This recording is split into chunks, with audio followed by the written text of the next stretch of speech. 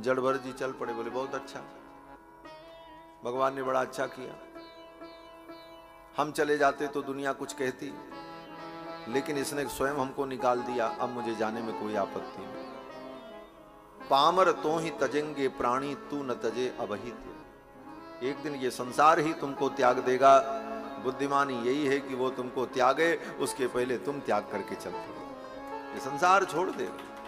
Palmer तो ही तजेंगे प्राणी, तू न तजे अबहित। भरत जी चल पड़े, भगवान का स्मरण करते हुए जा रहे थे। रास्ते में कुछ डाकू जंगल में मिले। वो डाकुओं का सरदार देवी की पूजा कर रहा था, बलि चढ़ाने के लिए आदमी ढूंढ रहा था, कोई आदमी मिले तो उसकी बलि चढ़ाओ। ये मिल गए, हट्टे कट्टे थे, खूब मजबूत, पकड़ लिया, बोले ले चलो इसको। जड़ भरत जी जान गए, अब सब ले जाएंगे, बलि चढ़ाएंगे।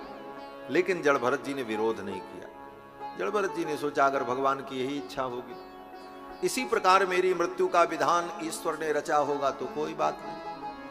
ले जाकर के देवी के मंदिर में सामने बांधा, खंभे में स्नान कराया, लाल रंग के वस्त्र पहनाए, चंदन लगाया, माला पहनाई, विविध प्रकार की मिठाई खिलाया।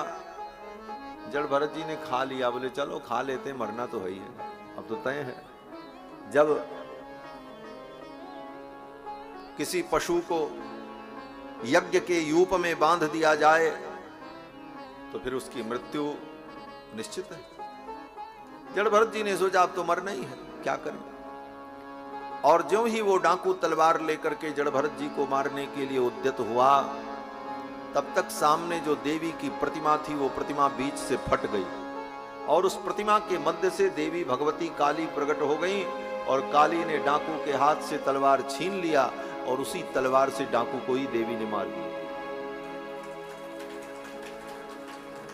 सहसोच चचाट सैव देवी भद्रकाली, भद्रकाली प्रकट हो गई और डाकू को मार दिया। डाकू देवी को प्रसन्न करना चाहता, लेकिन देवी डाकू पर प्रसन्न नहीं हुई। डाकू तो देवी को प्रसन्न करने के लिए ही पूजा कर रहा था कि देवी मुझ पर प्रसन्न हो, लेकिन देवी उस डाकू पर प्रसन्न नहीं हुई, जड़ भरत जी पर प्रसन्न हुई। क्यों? बोले जो भगवान के भक्त होते हैं उन पर सभी कृपा करते हैं, जा पर कृपा राम के होई, ता पर कृपा करे सब कोई। देवी प्रसन्न हो गई जड़ भरत जी पर, डाकू को ही मार दिया। जड़ भरत जी महाराज वहां से चल पड़े, आगे जा रहे थे। इसी प्रकार सिंधु सोबीर देश का राजा रहुगण मिल गया, पालकी में बैठ करके जा रहा था, उसका कहार बीमार पड़ गया था। सेवकों ने पकड़ लिया और कहार के जगह पर पालकी ढोने के लिए इनको लगा दिया जड़ भरत जी को। जड़ भरत जी पालकी ढोने लगे। पालकी लेकर के चलने में थोड़ी असुविधा हुई, राजा को कष्ट हुआ, राजा को थोड़ी चोट लग गई, पालकी में सिर हिल गया। राजा ने पालकी रुकवाई और बाहर आया। राजा ने डांटते हुए कहा, अरे खा पी करके इतने मोटे हो गए हो और पालकी लेकर के नहीं चल सकते, जानते नहीं हो मैं राजा हूं, मैं तुम्हें दंड दूंगा। करो मिते चिकित्साम दंड पाणी रिव, मैं तुम्हारी ऐसी चिकित्सा करूंगा कि तुम्हारी बुद्धि शुद्ध हो जाएगी। बार बार राजा ने कहा इतने मोटे हो, मोटे हो। जड़ भरत जी ने कहा ये मोटा होना दुबला होना तो शरीर का धर्म है, मैं तो आत्मा हूं, आत्मा न मोटी होती है न दुबली होती है, शरीर दुबला और मोटा होता है। और राजन तुमने जो ये कहा कि ये पालकी लेकर के नहीं चल पा रहे हो, तुम्हारे ऊपर भार है, तो राजन इस पालकी में जो बैठा है वो भी मिट्टी है और ये पालकी, बोले पालकी भी मिट्टी है, और ये पालकी जिस कंधे पर है ये शरीर भी मिट्टी है, और ये शरीर जिस धरती पर टिका है वो भी मिट्टी है। मिट्टी का भार मिट्टी पर है, मेरे ऊपर तो कोई भार ही नहीं, मैं तो आत्मरूप हूं। ऐसी ज्ञान की बातें जब जड़ भरत जी ने की तो राजा रहुगण तो चौंक गए, अरे ये तो कोई ज्ञानी पुरुष लगते। तब तक देखा जड़ भरत जी के कंधे पर यज्ञोपवीत था, जनेऊ देखा, मैला कुचैला जनेऊ, परमहंस थे, कोई साबुन तेल तो लगाते नहीं थे कि खूब बढ़िया नहा धो करके चकाचक रहते, स्नान कर लेते थे और ऐसे ही रहते।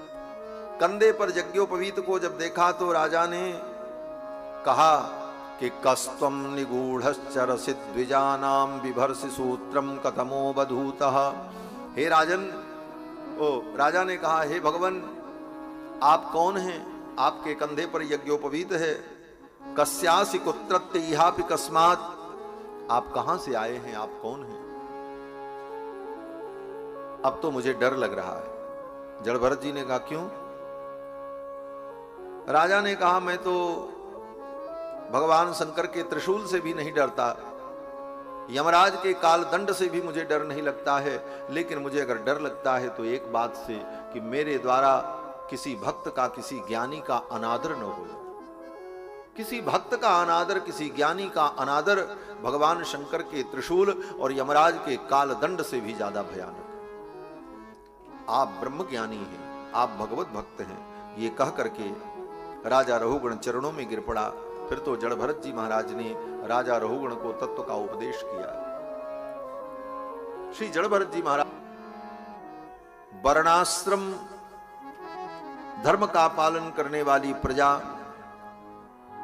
वैदिक विधान से अपने वर्णाश्रम धर्म के अनुकूल भगवान की आराधना करती है। ऐसे भारतवर्ष में जन्म लेने के लिए देवता भी तरसते हैं। श्री सुखदेव जी कहते हैं कि अहो अमीशाम किमकारी शोभनम प्रसन्न एसाम सुदुदत स्वयं हरिहि यैर्जन्म लब्धम निशु भारताजिरे मुकुंद सेवो पैकुम स्पृहाहीन। स्वर्ग के देवता भी स्पृहा करते हैं कि मुझे भारत में जन्म मिले। क्यों? बोले भारत में जन्म मिलेगा तो भगवान की भक्ति करने का अवसर मुझे मिलेगा। धन्य है ये भारतवर्ष जिस देश में जन्म लेने के लिए देवता लालायित रहते, और देवता ही नहीं भगवान भी लालायित रहते हैं। इसलिए भगवान भी भारतवर्ष में ही जन्म लेते हैं, अवतार लेते हैं, राम रूप में और कृष्ण रूप में। अमेरिका जापान में भगवान का अवतार नहीं होता, भगवान का अवतार भारतवर्ष में। 7 द्वीप वाली पृथ्वी का वर्णन किया। इसी क्रम में सुखदेव जी ने राजा परीक्षित को नरक का वर्णन करके सुनाया। 21 प्रकार के नरक, कौन सा पाप करने पर व्यक्ति को कौन से नरक की प्राप्ति होती। नरक का वर्णन सुनकर महाराज परीक्षित भयभीत हो। बोले महाराज, पाप का फल नरक है, अगर व्यक्ति से पाप हो ही गया तो नरक की इन यातनाओं से बचने का उपाय क्या है कि हम नरक जाने से बच जाएं। तो सुखदेव भगवान ने कहा, राजन, भगवान की भक्ति के द्वारा जीव के जन्म जन्म के पाप नष्ट हो जाते हैं। केचित केवलया भक्त्या वासुदेव परायणाः अघम धुन्वन्ति कार्ष्णेन निहारमिव भास्कर। केवल एक जन्म में की गई भक्ति, भगवान के चरणों की भक्ति जीव के जन्म जन्मांतर के सारे पाप को नष्ट कर देती है।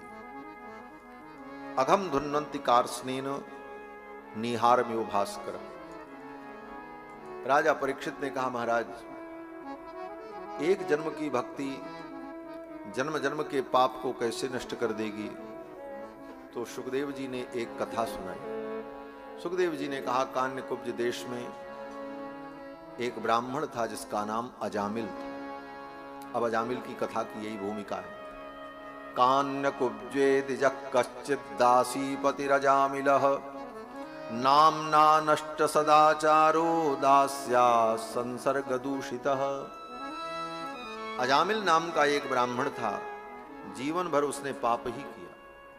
पहले तो बड़ा अच्छा था, बड़ा विद्वान था, लेकिन एक गणिका के चक्कर में पड़कर वो पथभ्रष्ट हो गया, सारे पाप कर्म करने लगा। दास्याह संसर्ग दूषिता। लेकिन उसने एक काम बड़ा अच्छा किया, अपने बेटे का नाम नारायण रखा था। उसके बेटे का नाम नारायण। बालो नारायणो नामना पित्रोश्च दयितो भृशम। और वो छोटा बेटा नारायण बड़ा प्यारा था। अजामिल अपने उस पुत्र से बहुत प्रेम करता था। जब भी खाना खाए पानी पिए तो भुंजान प्रपिबन खादन बालक स्नेह यंत्रितः भोजयन पाययन मूढ़ो न वेदागतमंतकम। बार बार अपने पुत्र नारायण को बुलावे, बेटा इधर आओ, बेटा इधर आओ, नारायण ये करो, नारायण वो करो। यही करते करते धीरे धीरे वृद्धावस्था आ गई। एक दिन बीमार पड़ा, बिस्तर पर पड़ा था, यमराज के दूत उसे लेने आए। यमराज के दूतों को देखकर सपास हस्तां स्त्रीन दृष्ट्वा पुरुषान भृषदारुणान वक्रतुंडान ऊर्ध्वरोम्ण आत्मानं नेतुमागता।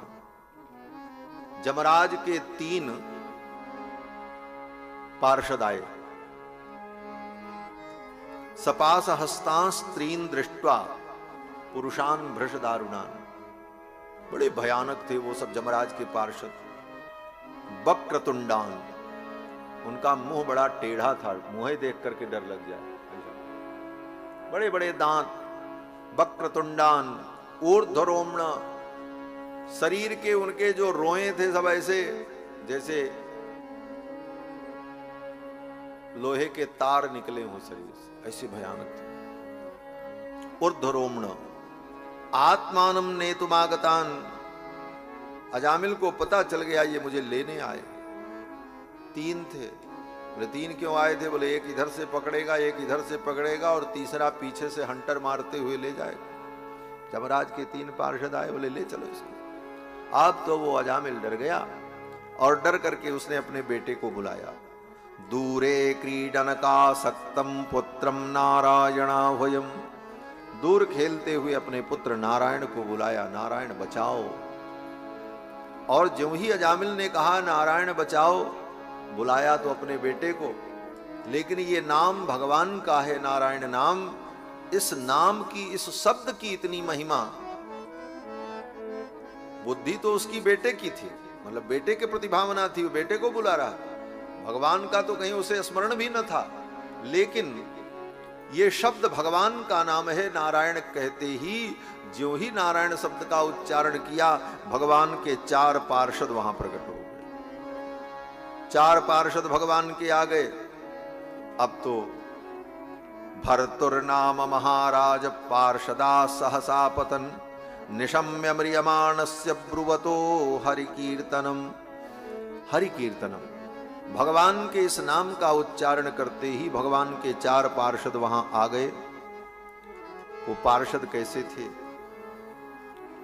सुखदेव जी कहते हैं कि सर्वे पद्मपलाशाक्षाः, वो जो पहले वाले आए थे 3, उनकी आंखें तो बड़ी भयानक थी, आंखें धधक रही थी उनकी। लेकिन ये भगवान के जो पार्षद आए, सर्वे पद्मपलाशाक्षाः, इनकी आंखें तो कमल के समान थी, कमल के जैसी अरुणिमा और कमल के जैसी शीतलता थी इन दूतों में, आंखों में।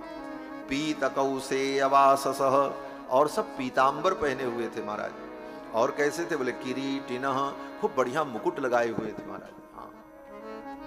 और कानों में कुंडल धारण किए हुए थे, कुंडलिनो लसत पुष्कर मालिनः, और कमल की सुंदर माला पहने हुए थे गले में।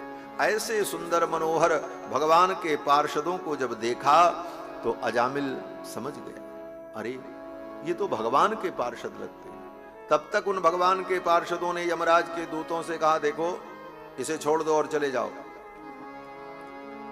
यमराज के दूतों ने कहा, इसे हम लेने आए हैं, पापी है। भगवान के दूतों ने कहा, पाप पुण्य की परिभाषा क्या है? यमराज के दूतों ने कहा, वेद प्रणहितो धर्मो ह्यधर्मस्तद विपर्ययः, वेद के अनुकूल जो आचरण है, वेद जिन कार्यों की अनुमति देता है वो धर्म है, और जो वेद के प्रतिकूल है वो अधर्म है। यही धर्म अधर्म की परिभाषा बताई यमराज के दूतों। और ये बड़ी व्यापक सार्वभौम परिभाषा है धर्म की। धर्म क्या है? कोई भी आपसे पूछे धर्म किसे कहते हैं, बोले जो वेद कहता है वो धर्म है, और वेद जिन कार्यों की मनाही करता है वो अधर्म है। बस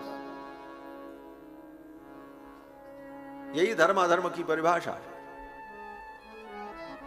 यमराज के दूतों ने कहा इसने पाप किया, इसे हम ले जाएंगे। भगवान के दूतों ने कहा इसे छोड़ दो, चले जाओ। और देखो इसने भगवान का नाम लिया है। यमराज के दूतों ने कहा इसने अपने बेटे को बुलाया। भगवान के दूतों ने कहा अयम हि कृत निर्वेशो जन्म कोट्यम हसामपि यद व्याजहार विवशो नाम स्वस्तेनम हरे। इसने भगवान हरि के नाम का जो उच्चारण किया, नारायण कहा, इतने मात्र से ही इसके सारे पाप खत्म हो गए। भगवान के दूत बोल रहे हैं। भगवान के दूतों ने कहा एते नैव ह्यघोनस्य कृतम स्याद अघनिष्कृतम। इसके सारे अघ, सारे पाप, सारे पापों का प्रायश्चित्त हो गए। कब हुआ? बोले यदा नारायणायेति जगात चतुरक्षरम। जिस समय इसने 4 अक्षर का उच्चारण किया, नारायण जगाद चतुरक्षरम, इन 4 अक्षरों का उच्चारण किया, उसी समय इसके सारे पाप नष्ट हो गए। और इतना ही नहीं, कौन से पाप? बोले सब पाप। भगवान के दूतों ने कहा स्तेन सुरापो मित्र धुक ब्रह्मा गुरुतल्पगः स्त्री राज पितृगो हंता ये च पातकिनो परे सर्वेषामप्यघवताम इदमेव सुनिष्कृतम नाम व्याहरणम विष्णो यतस्तद विषयामति। भगवान का नाम व्याहरण, भगवान के नाम का उच्चारण समस्त प्रकार के पापों का नाश करने वाला, इसलिए इसे छोड़ दो, चले जाओ। यमराज के दूतों ने कहा इसने अपने बेटे का नाम लिया है। नाम लेते समय इसके मन में भगवत भावना नहीं थी, तो भगवान के दूतों ने कहा इसकी जरूरत भी नहीं है। मेरे प्रभु के नाम की इतनी महिमा है कि कोई संकेत में ले ले, इशारे में ले ले, जानबूझ कर ले, बिना जाने ले, अनजान में ले ले, भाव से नाम ले, कुभाव से ले, किसी भी प्रकार से मेरे प्रभु का अगर नाम उच्चारण करता है तो मेरे प्रभु के नाम की महिमा है कि उसके सारे पाप नष्ट हो जाए। ये नाम की महिमा है। भगवान के दूतों ने कहा कि सांकेत्यम परिहास्यम वा स्तोभम हेलनमेव वा वैकुंठ नाम ग्रहणम अशेषाघहरम विधु। अशेषाघहरम विधु, भगवान का नाम ग्रहण समस्त पापों का नाश करता है, इसलिए इसे छोड़ दो, चले जाओ। दूत सब चले गए। जाकर के यमराज से कहा। यमराज ने अपने दूतों को समझाया। बोले देखो ये भागवत धर्म है, भक्तों की महिमा तुम नहीं जान पाओगे। आज के बाद सावधान रहना। जो भगवान का नाम ले, भगवान का कीर्तन करे, उसे पकड़ करके यहां मत लाना, उसके स्वामी भगवान है। ये यमराज ने अपने दूतों को शिक्षा दी। भगवान के दूत भी अजामिल को छोड़ करके चले गए। अजामिल को सद्बुद्धि आ गई। मैंने नारायण नाम उच्चारण किया, भगवान के पार्षद ने मेरी रक्षा की। अगर मैं श्रद्धा से, प्रेम से भगवान का नाम लेता तो भगवान की मेरे ऊपर कितनी कृपा होती। उसी दिन से अजामिल ने अपने सारे पाप कर्मों को त्याग दिया, संकल्प पूर्वक त्याग दिया। और फिर उत्तराखंड में जाकर, बद्रीनाथ धाम में जाकर, हरिद्वार में जाकर गंगा के तट पर अजामिल भगवान नारायण के नाम का जप करता रहा। और फिर जब मृत्यु आई तो अजामिल समस्त पापों से मुक्त होकर भगवान के धाम को प्राप्त कर। इस कथा का सार यही है कि भले हमने आज तक पाप किया, अपराध किया, जाने में अनजाने में, लेकिन आज अगर हमें सद्बुद्धि आ जाए और हम भगवान के चरणों में प्रार्थना कर लें, प्रभु हमने जो किया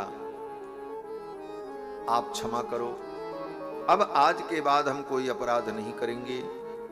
इस भाव से व्यक्ति भगवान की भक्ति में लग जाए, भगवान का नाम जप करे, तो उसके सारे पाप नष्ट हो जाते हैं। फिर वो नरक नहीं जाता है, वो नरक की यातनाओं से बच जाता है, उसे भगवत प्राप्ति होती है, उसे भगवत धाम की प्राप्ति हो जाती है। ये कथा है। लेकिन इन कथाओं को सुनकर के भी हम भगवान का नाम नहीं लेते। भगवान का नाम लेने में कोई पैसा नहीं लगता। भगवान का नाम लेने में किसी को पैसा देने की जरूरत नहीं है। भागवत सुनने के लिए तो बहुत खर्चा करना पड़ेगा। ये सब जजमान लोग कितना रुपया बटोरे होंगे तभी सब हो रहा हो,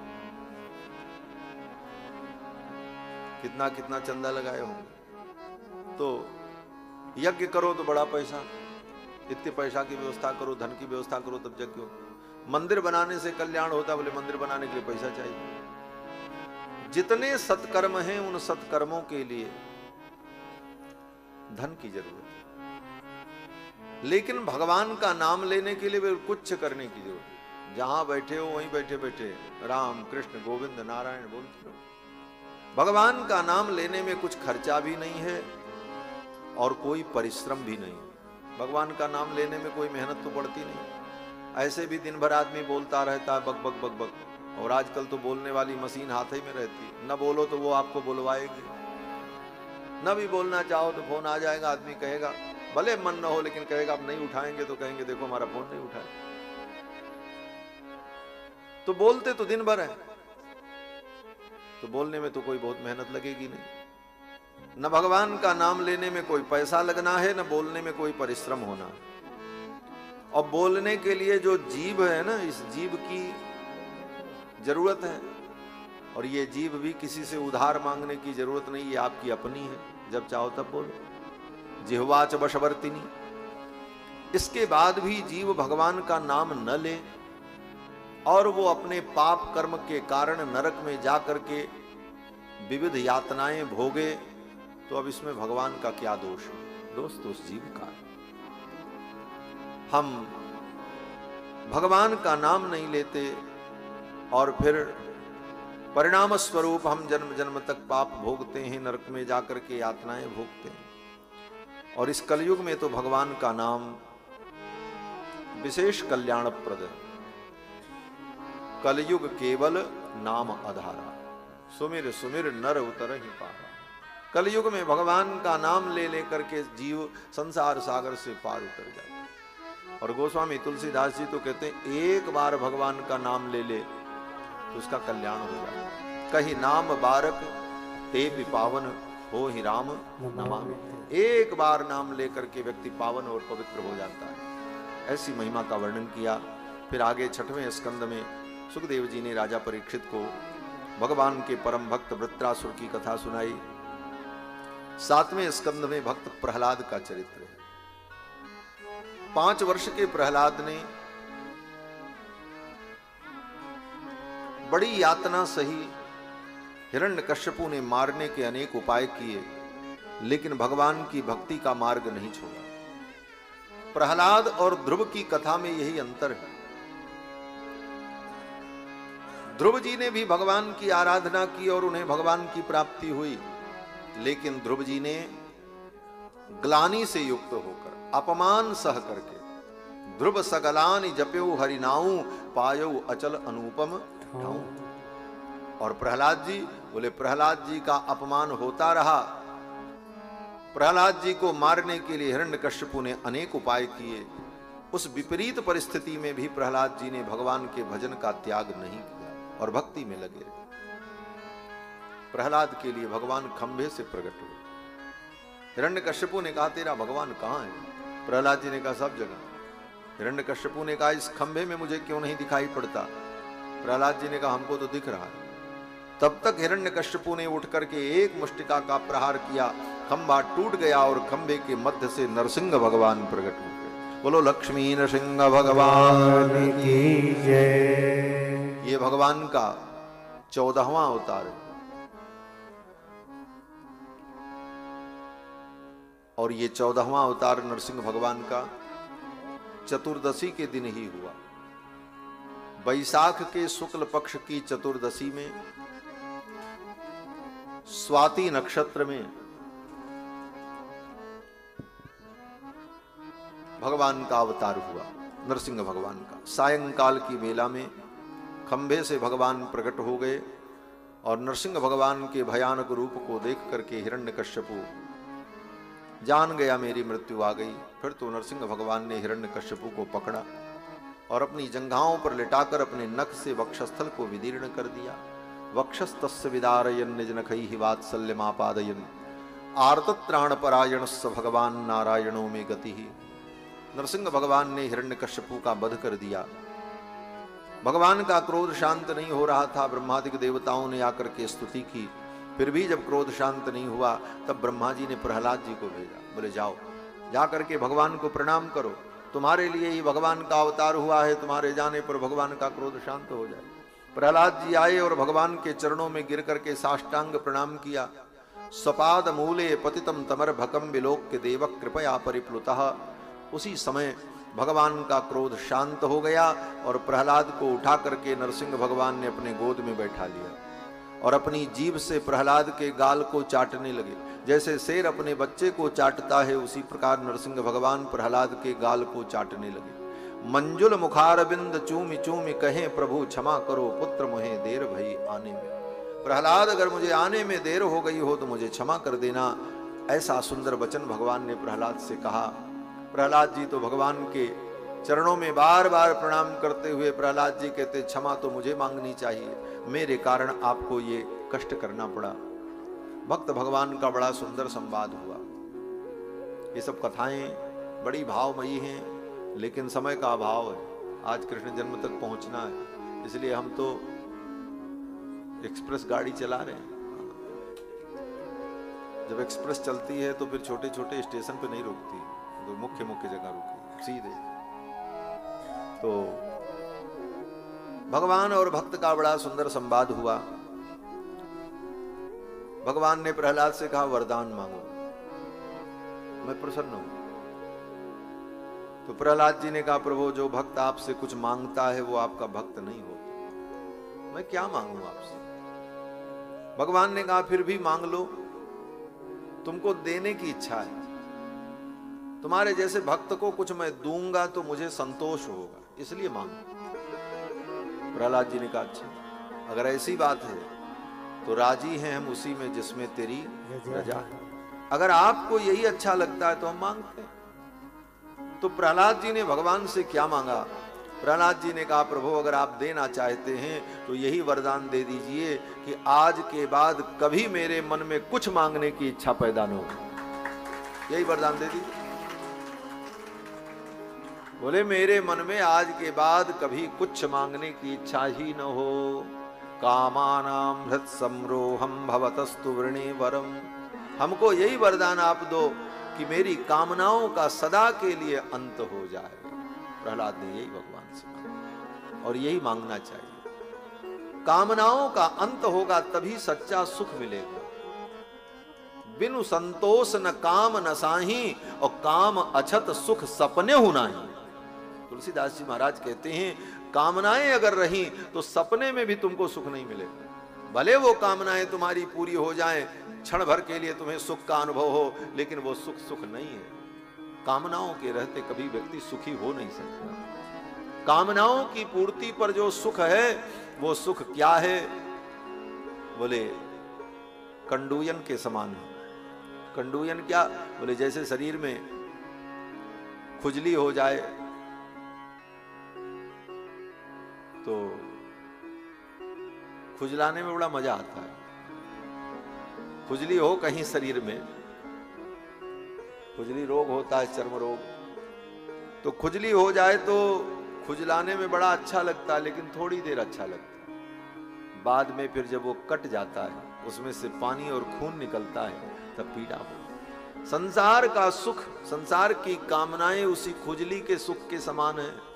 थोड़ी देर खुजली जैसा सुख होगा, बड़ा अच्छा लगेगा, लेकिन बाद में उसका परिणाम दुख ही है। काम अछत सुख सपने होना ही। प्रहलाद की इस निष्कामता को देखकर भगवान बड़े प्रसन्न हुए और भगवान ने प्रहलाद को असुरों का राजा बनाया। प्रहलाद जी असुरों के राजा बने और राजा बना करके कहा, इसी सिंहासन पे बैठो। प्रहलाद जी ने कहा, इस आसन पे हम नहीं बैठेंगे, इस पे हमारे चाचा जी बैठे तो उनकी बुद्धि भ्रष्ट हो गई, इस पे मेरे पिताजी बैठे तो उनकी भी बुद्धि भ्रष्ट हो गई, मैं नहीं बैठूंगा। हिरण्यकश्यपु हिरण्याक्ष दोनों भगवान के विरोधी थे। भगवत्य करो द्वेषम भ्रातरवध मनुस्मरण। प्रहलाद जी ने कहा, इस आसन पे बैठने वाले की बुद्धि खराब हो जाती है, हम नहीं बैठेंगे। नरसिंह भगवान ने कहा बेटा मैं तुमको राजा बनाना चाहता हूं। बोले इस गद्दी पर तो हम नहीं बैठेंगे। तब भगवान ने कहा अच्छा चलो हम इसको पवित्र कर देते हैं। भगवान नरसिंह जाकर के उस गद्दी पर बैठ गए। और नरसिंह भगवान कौन है? बोले सिंह। सिंह जाकर के उस राजा के आसन पर बैठ गया, तब से उसका नाम सिंहासन पड़ गया। राजा की गद्दी को आज भी सिंहासन इसीलिए कहा जाता है। भगवान बैठ गए और फिर भगवान ने कहा अब ये पवित्र हो गए। प्रहलाद जी ने कहा आप ठीक है, अब ये प्रसाद हो गए, अब आपका प्रसाद मान करके मैं इसे स्वीकार करता हूं। और प्रहलाद जी ने फिर वो राज्य स्वीकार किया। और प्रहलाद जी आज भी असुरों के राजा हैं। प्रहलाद जी का ये पावन चरित्र सुखदेव जी ने सुनाया। 8वें स्कंद में गजराज की कथा है। गजराज की कथा आपको मालूम है। जल में वो डूबने लगा, ग्राह उसके पैर को पकड़ करके खींच रहा था। सारे प्रयास उसके व्यर्थ हो गए। उसके परिवार के लोग भी उसे छोड़ करके चले गए। अंत में दुखी होकर के उसने भगवान को पुकारा। अपबल तपबल और बाहुबल, चौथो बल है दाम, सूर किशोर कृपाते सब बल हारे को हरिनाम। गजराज जब चारों तरफ से हार गया तो भगवान को पुकारा। 28 श्लोकों में गजराज ने भगवान की स्तुति की, लेकिन किसी श्लोक में गजराज ने भगवान का नाम नहीं लिया। केवल यही कहता रहा जो सारे जगत का स्वामी है वो मेरी रक्षा करे, जो कण कण में व्याप्त है वो मेरी रक्षा करे, जो मेरी रक्षा करे। गजराज ने ये नहीं कहा कि नारायण मेरी रक्षा करें, राम मेरी रक्षा करें, कृष्ण मेरी रक्षा करें, नाम नहीं। बड़ा गोलमाल ढंग से गजराज स्तुति करता रहा, लेकिन गजराज की स्तुति को सुन करके भगवान आए।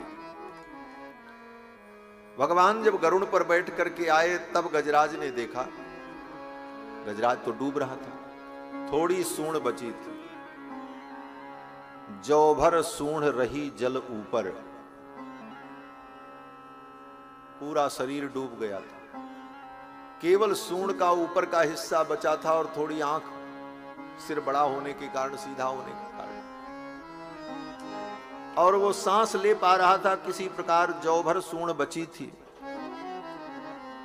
गजराज ने जब भगवान को पुकारा तो भगवान वैकुंठ से अपने गरुड़ पर बैठ करके चल पड़े। बड़ी जल्दी आए भगवान। बोले कितने जल्दी आए? भक्त लोग कहते हैं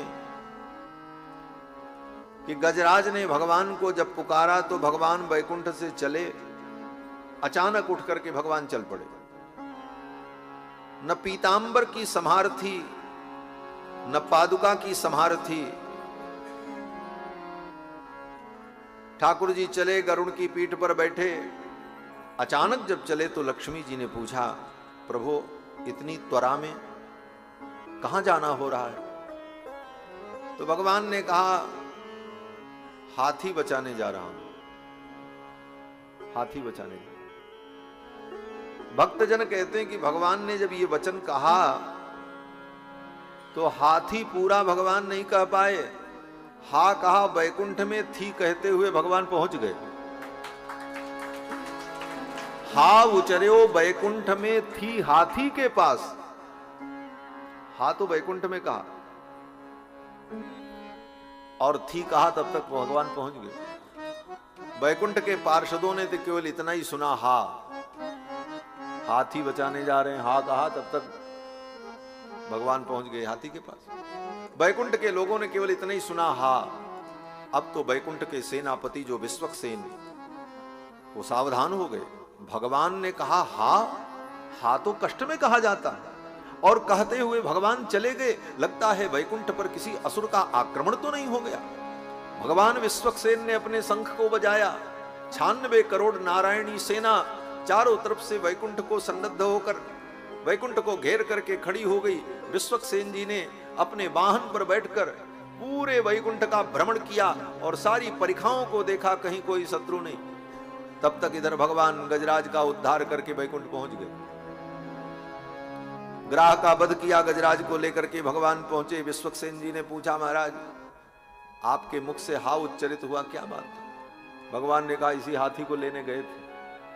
बोले महाराज आपने तो पूरे वैकुंठ में हल्ला मचा दिया, सारे वैकुंठ में अलर्ट जारी हो गया, अरे क्या हो गया भाई, भगवान हा हा करते हुए जा रहे हैं। तो इस प्रकार भगवान ने गजराज की रक्षा की।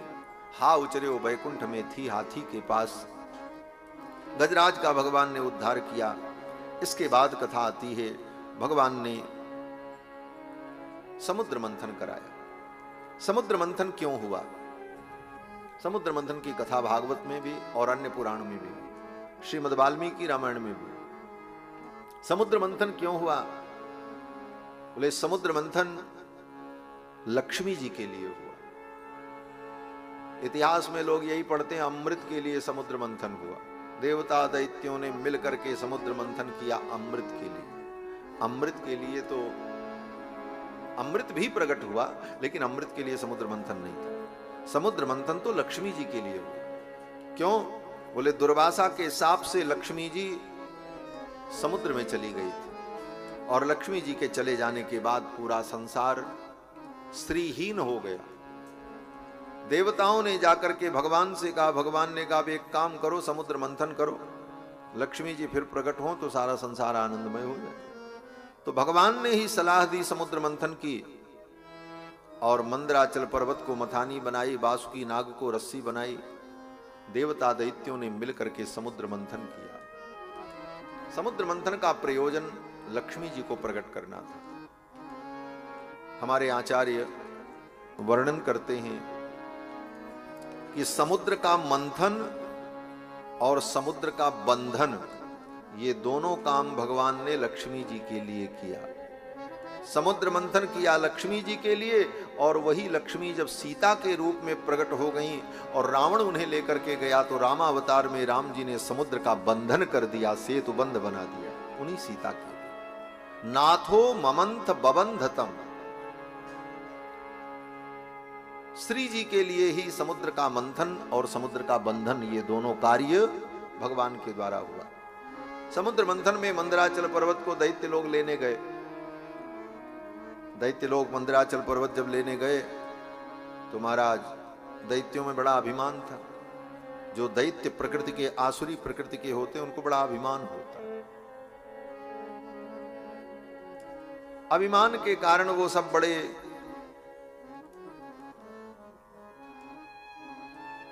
उत्साह में आ गए, और पर्वत को जब लेकर के चले तो रास्ते में पर्वत हाथ से छूट गया। अब पर्वत जब छूटा, तो जब पर्वत गिरा मंदराचल, तो कितने दैत्य उस मंदराचल पर्वत के नीचे दब करके मर गए। जब दब करके मर गए मंदराचल पर्वत के नीचे, तो राक्षसों ने कहा अब समुद्र मंथन नहीं हो। क्यों? बोले जिस कार्य के प्रारंभ में इतनी बड़ी दुर्घटना हो गई, अब इस कार्य में सफलता नहीं मिली। दैत्य भी बेचारे हार गए, उनका उत्साह नष्ट हो गया, और देवताओं का भी उत्साह नष्ट हो गया। तो भगवान ने सोचा अब इनका उत्साह नष्ट हो जाएगा तो समुद्र मंथन नहीं होगा। समुद्र मंथन नहीं होगा तो हमारा काम नहीं होगा, क्योंकि मुख्य काम तो भगवान का था, लक्ष्मी जी को प्रकट करना था। ये सब लीला ठाकुर जी अपनी श्री जी के लिए कर रहे थे। भगवान ने सोचा मेरी लक्ष्मी प्रकट हो, इसीलिए तो ये उपक्रम है, तो मुझे भी कुछ करना चाहिए। तो भगवान ने क्या किया? भगवान ने कहा अच्छा ठीक है, अब तुम लोग बैठो, हम पर्वत लाते।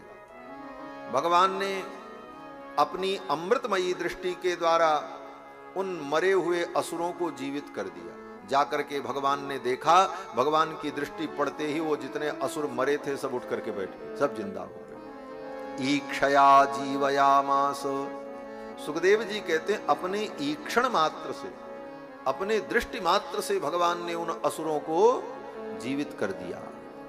और क्या किया? बोले गिरिम चारोप्य गरुणे हस्ते नैके न लीलया, एक हाथ से भगवान ने उस मंदराचल पर्वत को उठाया और उठा करके अपने गरुड़ की पीठ पर रख लिया।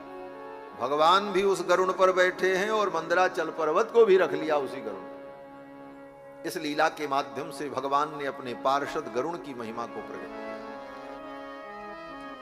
गरुड़ भगवान के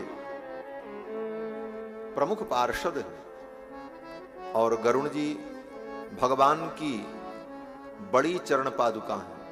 हमारे श्री संप्रदाय में भगवान की पादुका का जब वर्णन करते हैं तो कहते हैं गरुण जी जो हैं ये भगवान की बड़ी पादुका हैं और हनुमान जी छोटी पादुका हैं।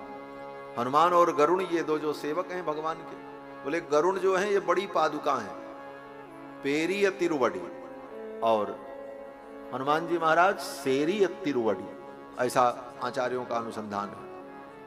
तो श्री गरुण जी महाराज के पीठ पर भगवान ने मंदराचल पर्वत को भी रख लिया और लेकर के चल पड़े। आलवंदार स्तोत्र में भगवान का जहां वर्णन होता है, भगवान के स्वरूप का वहां वर्णन करते हैं कि गरुण की पीठ पर बैठकर भगवान चलते हैं। गरुण जी को ऐसे अपने पैरों से इशारा करते रहते हैं। इस कारण से गरुण पर विराजमान होने के कारण भगवान की जंघाओं में सब चिन्ह बन गए हैं बैठने के, ऐसा वर्णन यामुनाचार्य स्वामी जी करते हैं। तो भगवान ने मंदराचल पर्वत को गरुण की पीठ पर रखा, ला करके समुद्र के तट पर रख दिया। समुद्र में जब उतारा मंदराचल पर्वत को देवता दैत्यों ने, तो मंदराचल डूबने लगा। बोले पर्वत डूब जाए तो मंथन कैसे होगा? तब भगवान ने कच्छपावतार धारण किया। बोलो श्री कच्छप नारायण भगवान की जय। भगवान ने कच्छप रूप धारण किया, समुद्र के अंदर प्रकट हो गए और अपनी पीठ पर नीचे जाकर के मंदराचल पर्वत को उठा लिया। कच्छप बनकर के भगवान जल के अंदर प्रकट हुए और पर्वत के नीचे गए और अपनी पीठ लगाई और धीरे धीरे लेकर के भगवान तैरते हुए ऊपर आ रहे। देवता और दैत्यों ने देखा, मंदराचल पर्वत का शिखर दिखाई पड़ने लगा। स्वर्णमय शिखर जब देखा तो देवता दैत्यों ने कहा, अरे ये मंदराचल पर्वत तो ऊपर आ रहा, ऊपर आ रहा है। लेकिन किसी को पता नहीं ये ऊपर लेकर के कौन आ रहा है, सब लीला तो भगवान की थी। मंदराचल पर्वत जब ऊपर आ गया तो बासुकी नाग को लपेटा और मंथन प्रारंभ किया देवता दैत्यों ने। अब वो मंदराचल पर्वत, सहस्त्र योजन विस्तीर्ण मंदराचल पर्वत, पूर्व नारायण भगवान कच्छप नारायण भगवान की पीठ पर जब घर घर घूमने लगा, सुखदेव जी कहते हैं कि बिभ्रत तदावर्तनमादि कच्छपो मेनेंग कंडूयनम अप्रमेयः। मंदराचल पर्वत जब भगवान की पीठ पर घर घर घूमने लगा तो भगवान कच्छप नारायण को लग रहा था जैसे कोई उनकी पीठ में धीरे धीरे सुंदर खुजली कर रहा हो। जैसे कोई व्यक्ति को नींद ना आवे और बेचारा पेट के बल लेटा है, तो कोई व्यक्ति उसके बगल बैठ जाए और धीरे धीरे सिर में ऐसे ऐसे करे, पीठ पर ऐसे ऐसे थोड़े हाथ होत फेरे, तो उसको अच्छा लगता है और उसको नींद आ जाती है। उसी प्रकार कूर्म नारायण भगवान कच्छप नारायण भगवान की पीठ पर जब मंदराचल पर्वत घर घर घूमने लगा तो मेने कंडूयनम अप्रमेयः, भगवान को लगा कोई मेरा कंडूयन कर रहा है। कंडूयन माने खुजली कर रहा, और भगवान को आनंद आने लगा और फिर परिणाम बोले ठाकुर जी को बढ़िया नींद आ गई। कूर्म नारायण भगवान खर्राटे लेने लगे, और जब कूर्म नारायण भगवान समुद्र के अंदर खर्राटे लेने लगे और उनकी श्वास प्रश्वास वेग से आने लगी, तो उसका परिणाम यह हुआ कि समुद्र में बड़ी बड़ी उत्ताल तरंगें उठने लगी। भगवान कूर्म नारायण के श्वास प्रश्वास से समुद्र में तरंग उठने लगी। कहते हैं इसीलिए आज भी समुद्र में ज्वार और भाटा आता है। कूर्म नारायण भगवान की श्वास प्रश्वास का ही परिणाम हुआ। अब जब समुद्र मंथन हुआ, एक रूप से भगवान देवताओं के साथ थे, लेकिन देवता दैत्य मथ करके थक गए, कुछ नहीं निकला, सब हार गए। भगवान ने कहा अच्छा अब तुम लोग बैठो, हम मंथन करते। देवता जाकर के उधर बैठे, दैत्य उधर जाके बैठे। और भगवान बोले, भगवान आए और भगवान ने एक हाथ से बासुकी नाग को पकड़ा, उसके मुख को, और एक हाथ से भगवान ने बासुकी नाग की पूंछ को पकड़ा, और भगवान अकेले ही समुद्र मंथन करने लगे। एक रूप से भगवान कच्छप रूप में पर्वत के नीचे हैं, और उस पर्वत के ऊपर भगवान संकर्षण के रूप में विराजमान है। बासुकी नाग के अंदर भगवान योग निद्रा के रूप में प्रविष्ट हुए, और स्वयं एक रूप से खड़े होकर के समुद्र मंथन भगवान करने लगे। इस झांकी का वर्णन सुखदेव जी करते हैं कि मेघ श्याम कनक परिधि कर्ण विद्योत विद्युन मूर्धनि भ्राजत विलुलित कचः स्रग्धरो रक्तनेत्रः मेघ श्याम कनक परिधि। बादल के समान श्याम रंग की जिनके अंग की कांति है और उसमें भी कमर में लिपटा हुआ पीतांबर, बोले कनक परिधि ही। कनक परिधि माने स्वर्ण का चमकता हुआ पीतांबर कमर में लिपटा हुआ है। कर्ण विद्योत विद्युन, कानों के जो कुंडल हैं उन कुंडलों में जो वैदूर्य मणि जड़ी है। जब भगवान समुद्र मंथन करते हैं तो भगवान का जब श्री विग्रह हिलता है, दोनों हाथ हिलते हैं, तो कैसी शोभा हो रही है।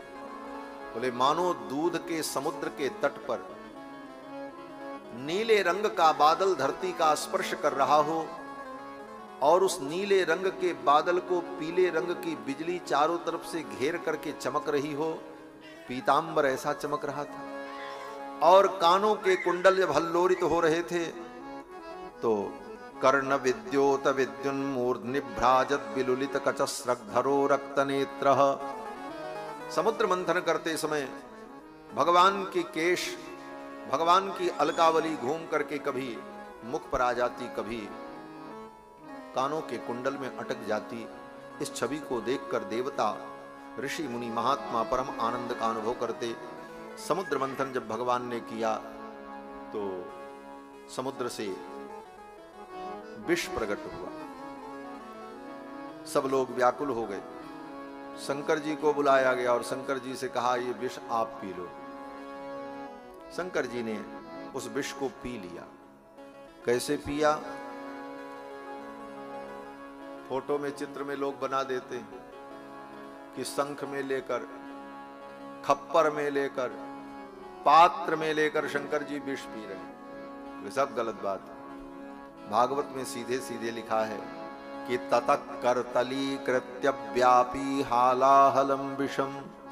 उस हालाहल विष को भगवान शंकर ने अपने करतल में लिया। जैसे हम लोग चरणामृत लेते हैं, अपने करतल में लेकर ततः करतली कृत्य व्यापी हालाहलम विषम अभक्षयन महादेव। महादेव भगवान शंकर ने उस विष को पी लिया। हाथ में लेकर के क्यों पिया? क्यों? बोले भगवान शंकर ने सोचा ये विष नहीं है, ये तो चरणामृत है, ये विष नहीं है, अमृत है। बोले कैसे? बोले जब घर में सत्यनारायण भगवान की कथा होती है तो शालिग्राम भगवान को, ठाकुर बाबा को पंचामृत में स्नान कराया जाता कि नहीं? और पंचामृत में दूध दही घी में स्नान कराते हैं तो दूध दही घी क्या बन जाता? बोले चरणामृत बन जाता। भगवान शंकर ने सोचा आज भगवान नारायण कच्छप बन करके समुद्र के अंदर बैठे हुए हैं, आज तो ये क्षीर सागर पूरा समुद्र ही चरणामृत बना हुआ। ठाकुर जी तो इसी में डुबकी लगा रहे हैं और एक रूप से भगवान समुद्र के तट पर खड़े होकर मंथन कर रहे थे। भगवान शंकर ने सोचा भीतर तो ठाकुर जी बैठे बैठे हैं, लेकिन ये समुद्र अपनी लहरों के द्वारा भगवान नारायण के चरणों का प्रक्षालन कर रहा है। बार बार समुद्र की लहर आती और भगवान के चरणों को छू करके चली जाती। भगवान शंकर ने सोचा आज तो पूरा समुद्र ही चरणामृत बना। लेकिन इतना चरणामृत पीने का सामर्थ्य कहां है? वो कहते हैं ना कि किसी चिड़िया के मन में बड़ी श्रद्धा हो कि हम समुद्र का पान कर लें। भले उसकी श्रद्धा है लेकिन बेचारी क्या करेगी, 4 बूंद से ज्यादा तो पी नहीं पाएगी। पूरा समुद्र उसके पेट में कहां आएगा? लेकिन वो 4 बूंद पी करके संतोष करेगी। उसी प्रकार भगवान शंकर ने सोचा आज तो पूरा समुद्र ही चरणामृत बना है, लेकिन संपूर्ण समुद्र को मैं पी नहीं पाऊंगा। लेकिन इसका जो सार निकला इस मंथन से, इस चरणामृत का मंथन हुआ और इससे जो सार निकला वही तो ये विष है। ये विष नहीं है, ये तो अमृत है। और ये समझकर भगवान शंकर ने हाथ में लिया। ततः करतली कृत्य व्यापी हालाहलम विष अभक्षयन महादेव। भगवान पी। पार्वती जी ने कहा आप क्या करने जा रहे हैं? इन देवताओं के कहने पर आप विष पीने जा रहे हैं? इन देवताओं को देखो, ये कितने चतुर हैं। अगर अमृत निकलता तो आपको नहीं बुलाते, विष निकला तो आपको पिलाने चले आए। भगवान शंकर ने कहा, देवी आप चिंता मत करो, ये विष अनिष्ट नहीं करेगा, ये मंगल करेगा। क्यों? बोले इस विष को मैं पीने जा रहा हूं, पहले से हृदय में राम बैठे हैं। भगवान शंकर के हृदय में राम जी। हस्ते च माला हृदय राम तत्वम, जिह्वाग्र भागे बर राम मंत्रम, यन मस्तके राघव पाद तीर्थम, शिवम भा भागवतम नमामि। भगवान शंकर ने कहा, हृदय में राम है और ये विष है, इधर से विष पिएंगे, भीतर में राम जी बैठे हैं, दोनों मिलकर के एक हो जाएंगे। बोले क्या हो जाएंगे? बोले राम और विष दोनों मिल गया तो क्या होगा? बोले विश्राम हो जाएगा। यही तो विश्राम होगा, सारे ब्रह्मांड को विश्राम मिलेगा। पी लिया विष। कथाओं में अलग अलग दृष्टिकोण होता है भाव की पुष्टि के लिए। भगवान शंकर ने विष पिया, पीने के बाद उस विष को गले के नीचे भी नहीं जाने दिया और बाहर भी नहीं आने दिया, बीच में रोक रखा। क्यों? बोले बाहर अगर ये विष गया तो संसार के प्राणी दुखी होंगे जो भगवान के भक्त हैं, और अगर ये भीतर गया तो भगवान को कष्ट होगा, भीतर राम जी बैठे। न मेरे राम को कष्ट हो, न मेरे राम के भक्तों को कष्ट हो, इसलिए इसको बीच में ही रोक लेते हैं। इसलिए भगवान शंकर ने गले में ही रोक लिया, नीलकंठ हो गया। यही संसार का विष है। संसार का मंथन करोगे, इसका प्रतीकात्मक अर्थ देखें। इस संसार का मंथन करोगे, इस संसार में उलझोगे, पड़ोगे, बड़ी बड़ी समस्याओं को निपटाओगे, तो इससे विष भी मिलेगा, विष पैदा होगा। लेकिन उस विष को कैसे पीना है? बोले उस विष को पियो, लेकिन यहीं तक रखो। अगर उस विष को तुमने भीतर उतारा तो तुम्हारा हृदय जलेगा, और उस विष को अगर भीतर नहीं उतारे और यहां नहीं रोका, बाहर निकाल दिया, वो तुम्हारे हृदय का विष अगर वाणी के माध्यम से बाहर निकल गया तो बाहर आग लग जाएगी। इसलिए उस विष को तो बीच में ही रोको। यही जीवन सूत्र है। भगवान ने समुद्र मंथन के माध्यम से देवताओं का कल्याण किया, कामधेनु ऋषियों को दे दिए, उच्चैः श्रवानाम का घोड़ा प्रकट हुआ। समुद्र मंथन से जो कामधेनु प्रकट हुई, नंदा, सुभद्रा, सुरभि और सुशीला, बहुला, ये कामधेनुएं प्रकट हुई। ये ऋषियों को दे दी गई। लोकोपकाराय, लोक के उपकार के लिए, देवानाम तर्पणाय च, देवताओं के तर्पण के लिए, आराधन के लिए ये कामधेनु गाय ऋषियों को दे दी गई। समुद्र मंथन से उच्चैः श्रवानाम का घोड़ा प्रकट हुआ। वो घोड़ा दैत्यों के राजा बलि को दे दिया। हाथी प्रकट हुआ ऐरावत, वो इंद्र को दिया गया, देवताओं के राजा को।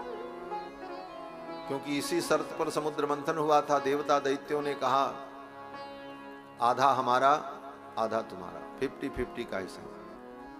क्यों? बोले देखो, सत्ता का सुख सबको चाहिए। जब व्यक्ति अकेले सत्ता नहीं प्राप्त कर पाता तो जिसका विरोध करता है उसी से गठबंधन भी कर लेता है और सरकार बन जाती है। ये देवता दैत्य परस्पर विरोधी हैं, विचारधाराएं दूर दूर तक नहीं मिलती, लेकिन सत्ता का भोग चाहिए, सुख चाहिए, इसलिए दोनों ने समझौता कर लिया। बोले चलो मिल के भोग करते। बोले क्या? बोले आधा तुम्हारा आधा हमारा, अमुक अमुक मंत्रालय हमारा रहेगा और ये अमुक अमुक आपका रहेगा। जनता के सामने तो एक दूसरे को गाली देते हैं, ये देशद्रोही हैं, ये लुटेरे हैं। बाद में उन्हीं के साथ बैठ करके सब आनंद चलता है। ये राजनीति है। इसलिए बुद्धिमान व्यक्ति को राजनीति के इन विषयों में पढ़कर अपने सिद्धांत, अपनी भावनाओं को और अपने लोगों को, अपने स्वजनों को छोड़ना नहीं चाहिए। ये सब चलता रहे। देवता दैत्य दोनों पहले ही तय कर चुके थे, आधा हमारा आधा तुम्हारा।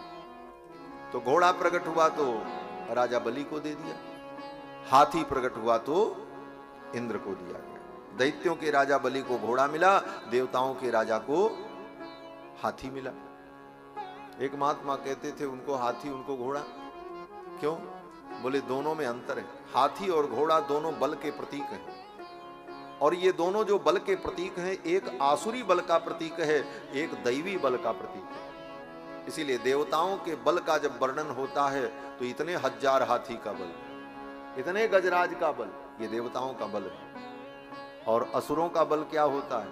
बोले हॉर्स पावर। इसीलिए आज भी जितने असुर लोग मशीन बनाते हैं तो मशीन में पावर का निर्धारण क्या होता है? बोले हॉर्स पावर, घोड़े का पावर, हाथी का पावर। तो आसुरी प्रकृति के लोग जो हैं उनका बल अश्व बल है, और जो दैवी प्रकृति के लोग हैं उनका बल गज बल है। इसलिए दैत्यों के राजा को घोड़ा दिया और देवताओं के राजा को हाथी मिला। फिर कौस्तुभ मणि प्रकट हुई, उसको भगवान ने धारण किया।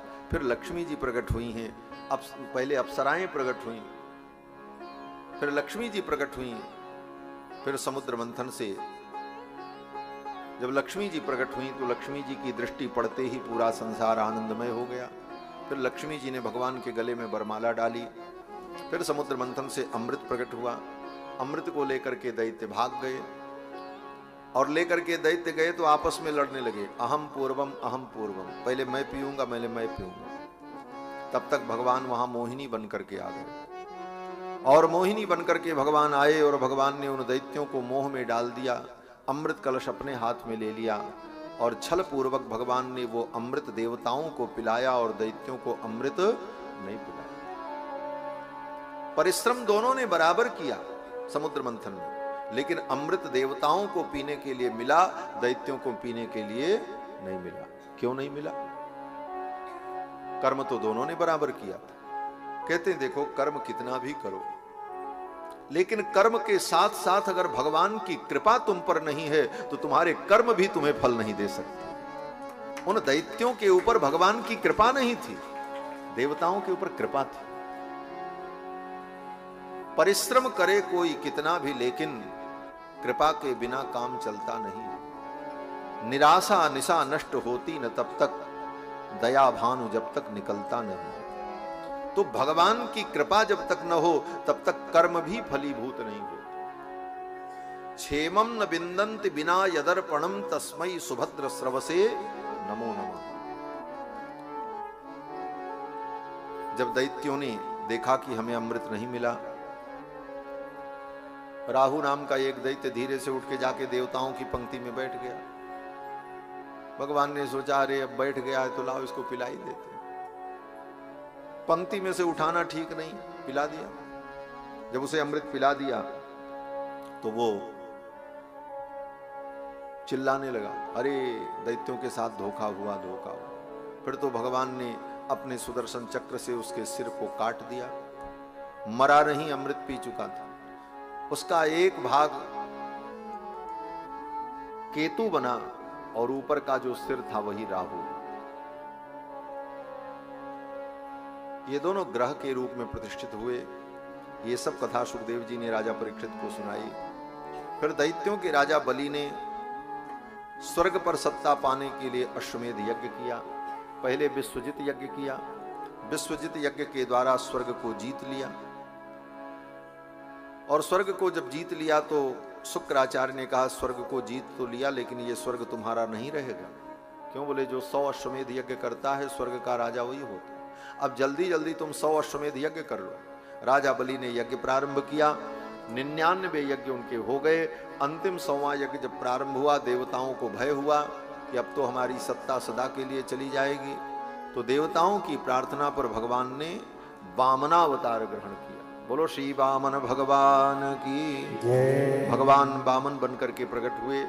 देव माता अदिति के गर्भ से भगवान वामन का अवतार हुआ और वामन भगवान ने यज्ञोपवीत संस्कार के पश्चात भिक्षा मांगने के लिए दंड कमंडल लेकर के राजा बलि के द्वार पर पहुंचे और राजा बलि के द्वार पर जाकर के 3 पग पृथ्वी की याचना की। और 3 पग पृथ्वी की याचना के क्रम में जब नापने लगे तो वामन भगवान ने अपने चरण को इतना बढ़ाया कि संपूर्ण ब्रह्मांड नाप लिया। 3 पदा विचक्रमे विष्णुर गोपा अदाभ्य। राजा बलि चरणों में गिर पड़े, बोले महाराज अब मैं क्या करूं? 2 पग में तो आपने सब नाप लिया। भगवान ने कहा आप बताओ तीसरा पैर कहां रखे? राजा बलि जान रहे हैं कि ये भगवान है।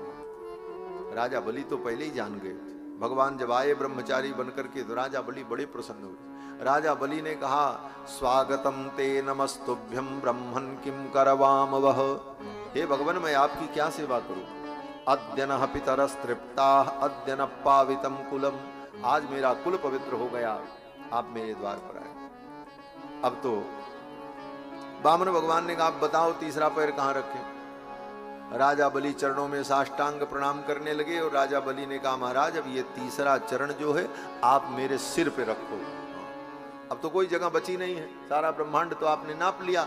अब आप ये चरण हमारे सिर पर रख करके अपनी 3 पग की प्रतिज्ञा पूरी कर लो। वामन भगवान समझ गए ये भक्त बड़ा चतुर है, हम तो इसको बांधने आए थे लेकिन इसने तो हमको ही बांध लिया। राम ते अधिक राम कर दास।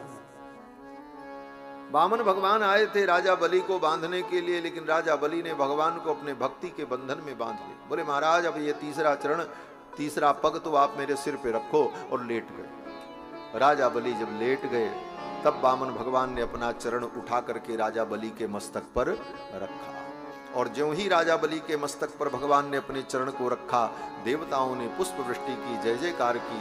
धन्य है राजा बलि जिनके मस्तक पर भगवान ने अपने चरण को स्वयं पकड़ा। कदा पुनः शंख रथांग कल्पकद ध्वजार विंदांकुश वज्रलांछनम त्रिविक्रमत्व चरणाम्बुजद्वयम मदीय मूर्धानम अलंकरिष्यति। भगवान के जिन चरणों को अपने मस्तक पर धारण करने के लिए बड़े बड़े देवता लालायित रहते हैं, उन चरणों को भगवान ने राजा बलि के मस्तक पर रखा। बलि बड़े प्रसन्न हुए। भगवान ने कहा वरदान मांगो, क्या चाहिए? राजा बलि ने कहा महाराज आप यही वरदान दे दो कि हम सो करके जब उठें और जिस दरवाजे से निकलें तो सबसे पहले आप ही का दर्शन हो और रोज हो। अब भगवान पड़े चक्कर में, हम तो आए थे बांधने के लिए, इसने तो हम ही को बांध लिया, अब तो हमको रोज इसे दर्शन देने के लिए यहीं रहना पड़ेगा। तो भगवान ने कहा तो भैया फिर मेरी भी व्यवस्था करो रहने की, अब हम कहाँ जाएं? जब रोज सवेरे दर्शन देना है तो तुम्हारे पास ही रहना पड़ेगा। रोज बैकुंठ से आवे दर्शन दे फिर बैकुंठ जाएं, ये तो संभव नहीं, और पता नहीं किस दरवाजे से तुम निकलो, इसलिए अब हम तो यहीं रहेंगे तुम्हारे पास। भगवान ने वो राजा बलि ने कहा महाराज इससे अच्छी बात क्या हो सकती? भक्त कहता है भगवान से प्रभु मैं आपके पास रहूंगा, लेकिन राजा बलि ऐसे भक्त हैं जिनसे भगवान कहते हैं भैया अब मैं तुम्हारे पास रहूंगा, कहां जाऊं? राजा बलि के यहां भगवान रुक गए। राजा बलि जिस द्वार से निकले उस द्वार पर खड़े रहते भगवान, बेत्रपाणी छड़ी लेकर के, छड़ीदार बन गए। कुछ दिन बीता, एक दिन नारद जी पहुंचे बैकुंठ में, देखा लक्ष्मी जी ने नारद जी से कहा बेटा भगवान कहां गए? महीनों हो गए अभी तक आए नहीं, ये बैकुंठ सूना सूना है। नारद जी ने मुस्कुराते हुए कहा मैया अब वो आने वाले भी नहीं। अरे बोले नारद ऐसा क्यों बोलते हो? नारद जी ने कहा वो कहां आएंगे, जब उनको छुट्टी मिलेगी तब ना आएंगे। बोले छुट्टी? बोले हाँ आजकल नौकरी कर रहे हैं, जब मालिक छुट्टी देगा तब ना आएंगे। बोले वो किसकी नौकरी कर रहे हैं? वो तो त्रिलोकी के स्वामी हैं। बोले भगवान त्रिलोकी के स्वामी हैं लेकिन भक्त के अधीन हो जाते हैं। अहम भक्त पराधीनो या स्वतंत्र द्विज। भगवान कहते मैं परम स्वतंत्र हूं लेकिन भक्त के अधीन हूं। नारद जी ने कहा भक्तराज बलि ने इस तरह से वरदान मांग करके भगवान को अपने यहां रोक लिया है। अब भगवान कैसे आए? लक्ष्मी जी ने कहा तो कोई उपाय, नारद कुछ करो, प्रभु के बिना ये वैकुंठ सूना लगता है। तो नारद जी ने कहा अच्छा एक उपाय है। बोले क्या? बोले रक्षाबंधन आने वाला है, श्रावण का महीना आने वाला है, श्रावण की पूर्णिमा को रक्षाबंधन होता है। आप रक्षाबंधन लेकर, रक्षा सूत्र लेकर के सुतल लोक चली जाओ राजा बलि के यहां, और बलि के हाथ में रक्षा बांध देना। तो राजा बलि कहेंगे बहन कुछ मांगो, और जब मांगने को कहें तो भगवान को मांग लेना। यही उपाय है और कोई उपाय नहीं। लक्ष्मी जी चल पड़ी, रक्षा सूत्र लेकर के पहुंची, राजा बलि के यहां पहुंची और जाकर के हाथ में बांधा। जेन बद्धो बलि राजा दानवेंद्रो महाबल, बांधा। राजा बलि बड़े प्रसन्न हुए। राजा बलि ने कहा बहन मांगो, क्या चाहती हो? लक्ष्मी जी ने कहा भैया मैं जो मांगूंगी आप दोगे। राजा बलि ने कहा मांगो, जो कहोगी मैं तुम्हें दूंगा। तो लक्ष्मी जी ने देखा बगल में दरवाजे पर बाबू साहब खड़े थे छड़ी लिए हुए। लक्ष्मी जी ने देखा, एक बार मुस्कुरा करके मन में सोचा देखो इनकी लीला। लक्ष्मी जी ने भगवान की ओर देखा और फिर राजा बलि से कहा भैया ये आपका जो द्वारपाल है ये मुझको बहुत अच्छा लगता है, ये द्वारपाल मुझे दे दो। अरे जैसे ही कहा द्वारपाल हमें दे दो, राजा बलि तो चौंक गए। राजा बलि ने कहा बहन तूने तो अपने भाई के प्राण को मांग लिया, ये मेरे प्राण हैं। तो लक्ष्मी जी कहां पीछे रहती हैं? लक्ष्मी जी ने कहा भैया अगर ये तुम्हारे प्राण हैं तो मेरे प्राणनाथ हैं, मैं इनके बिना नहीं रह सकती, आप तो इनको हमें दे। अब तो ज्यों ही कहा ये मेरे प्राणनाथ हैं, तब तक उसी समय नारद जी आ गए। नारायण हरि। नारद जी ने कहा हम झगड़ा निपटा देते। नारद जी ने कहा आपके प्राण हैं, इनके प्राणनाथ हैं। बोले हाँ। बोले प्राण से प्राणनाथ ज्यादा होता है, प्राण में 2 ही अक्षर है और प्राणनाथ में 4 अक्षर है। तो एक एक अक्षर पे 2-2 महीने का हिसाब कर लो।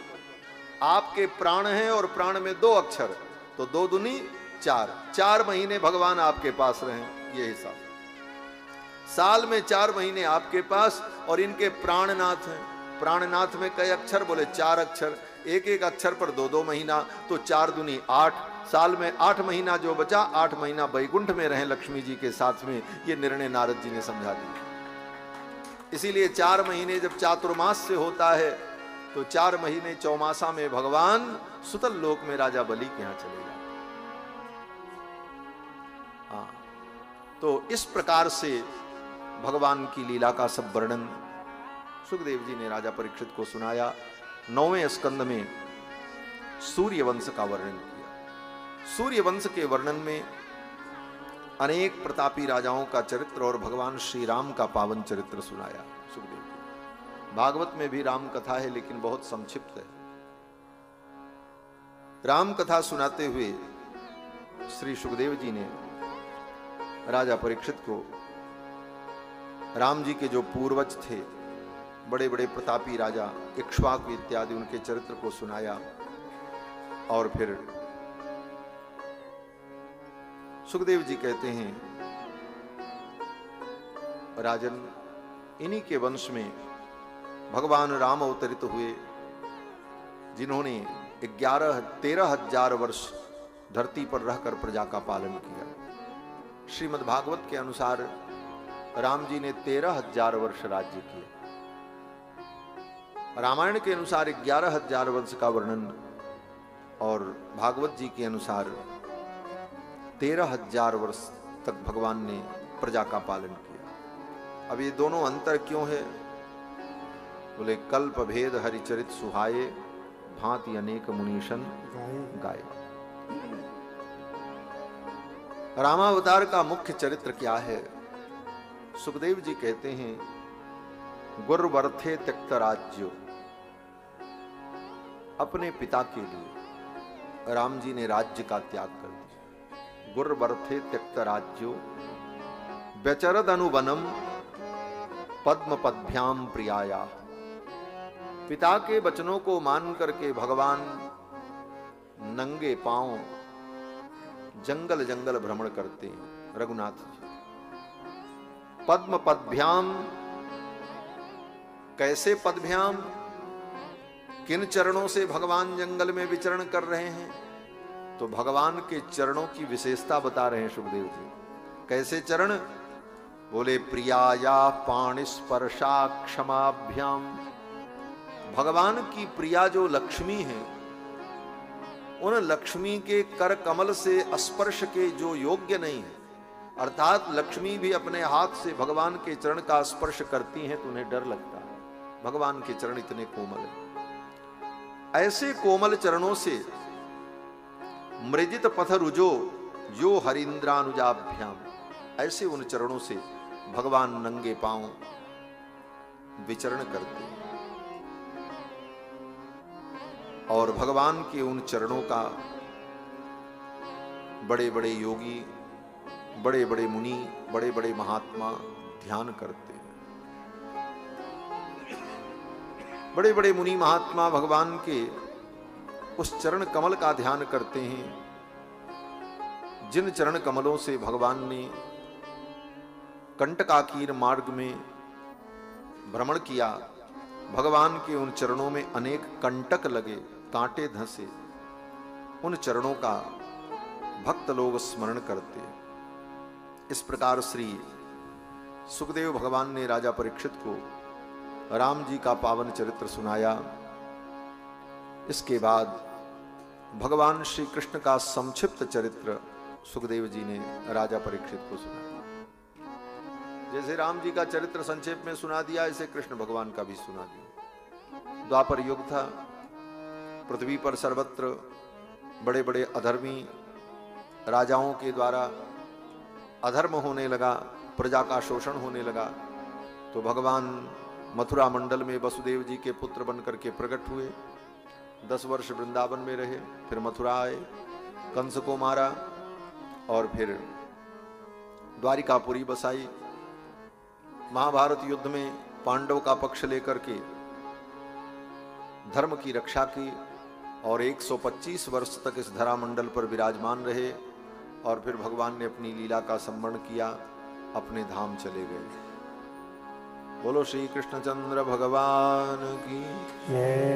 यही कृष्ण कथा है, इतना ही तो है।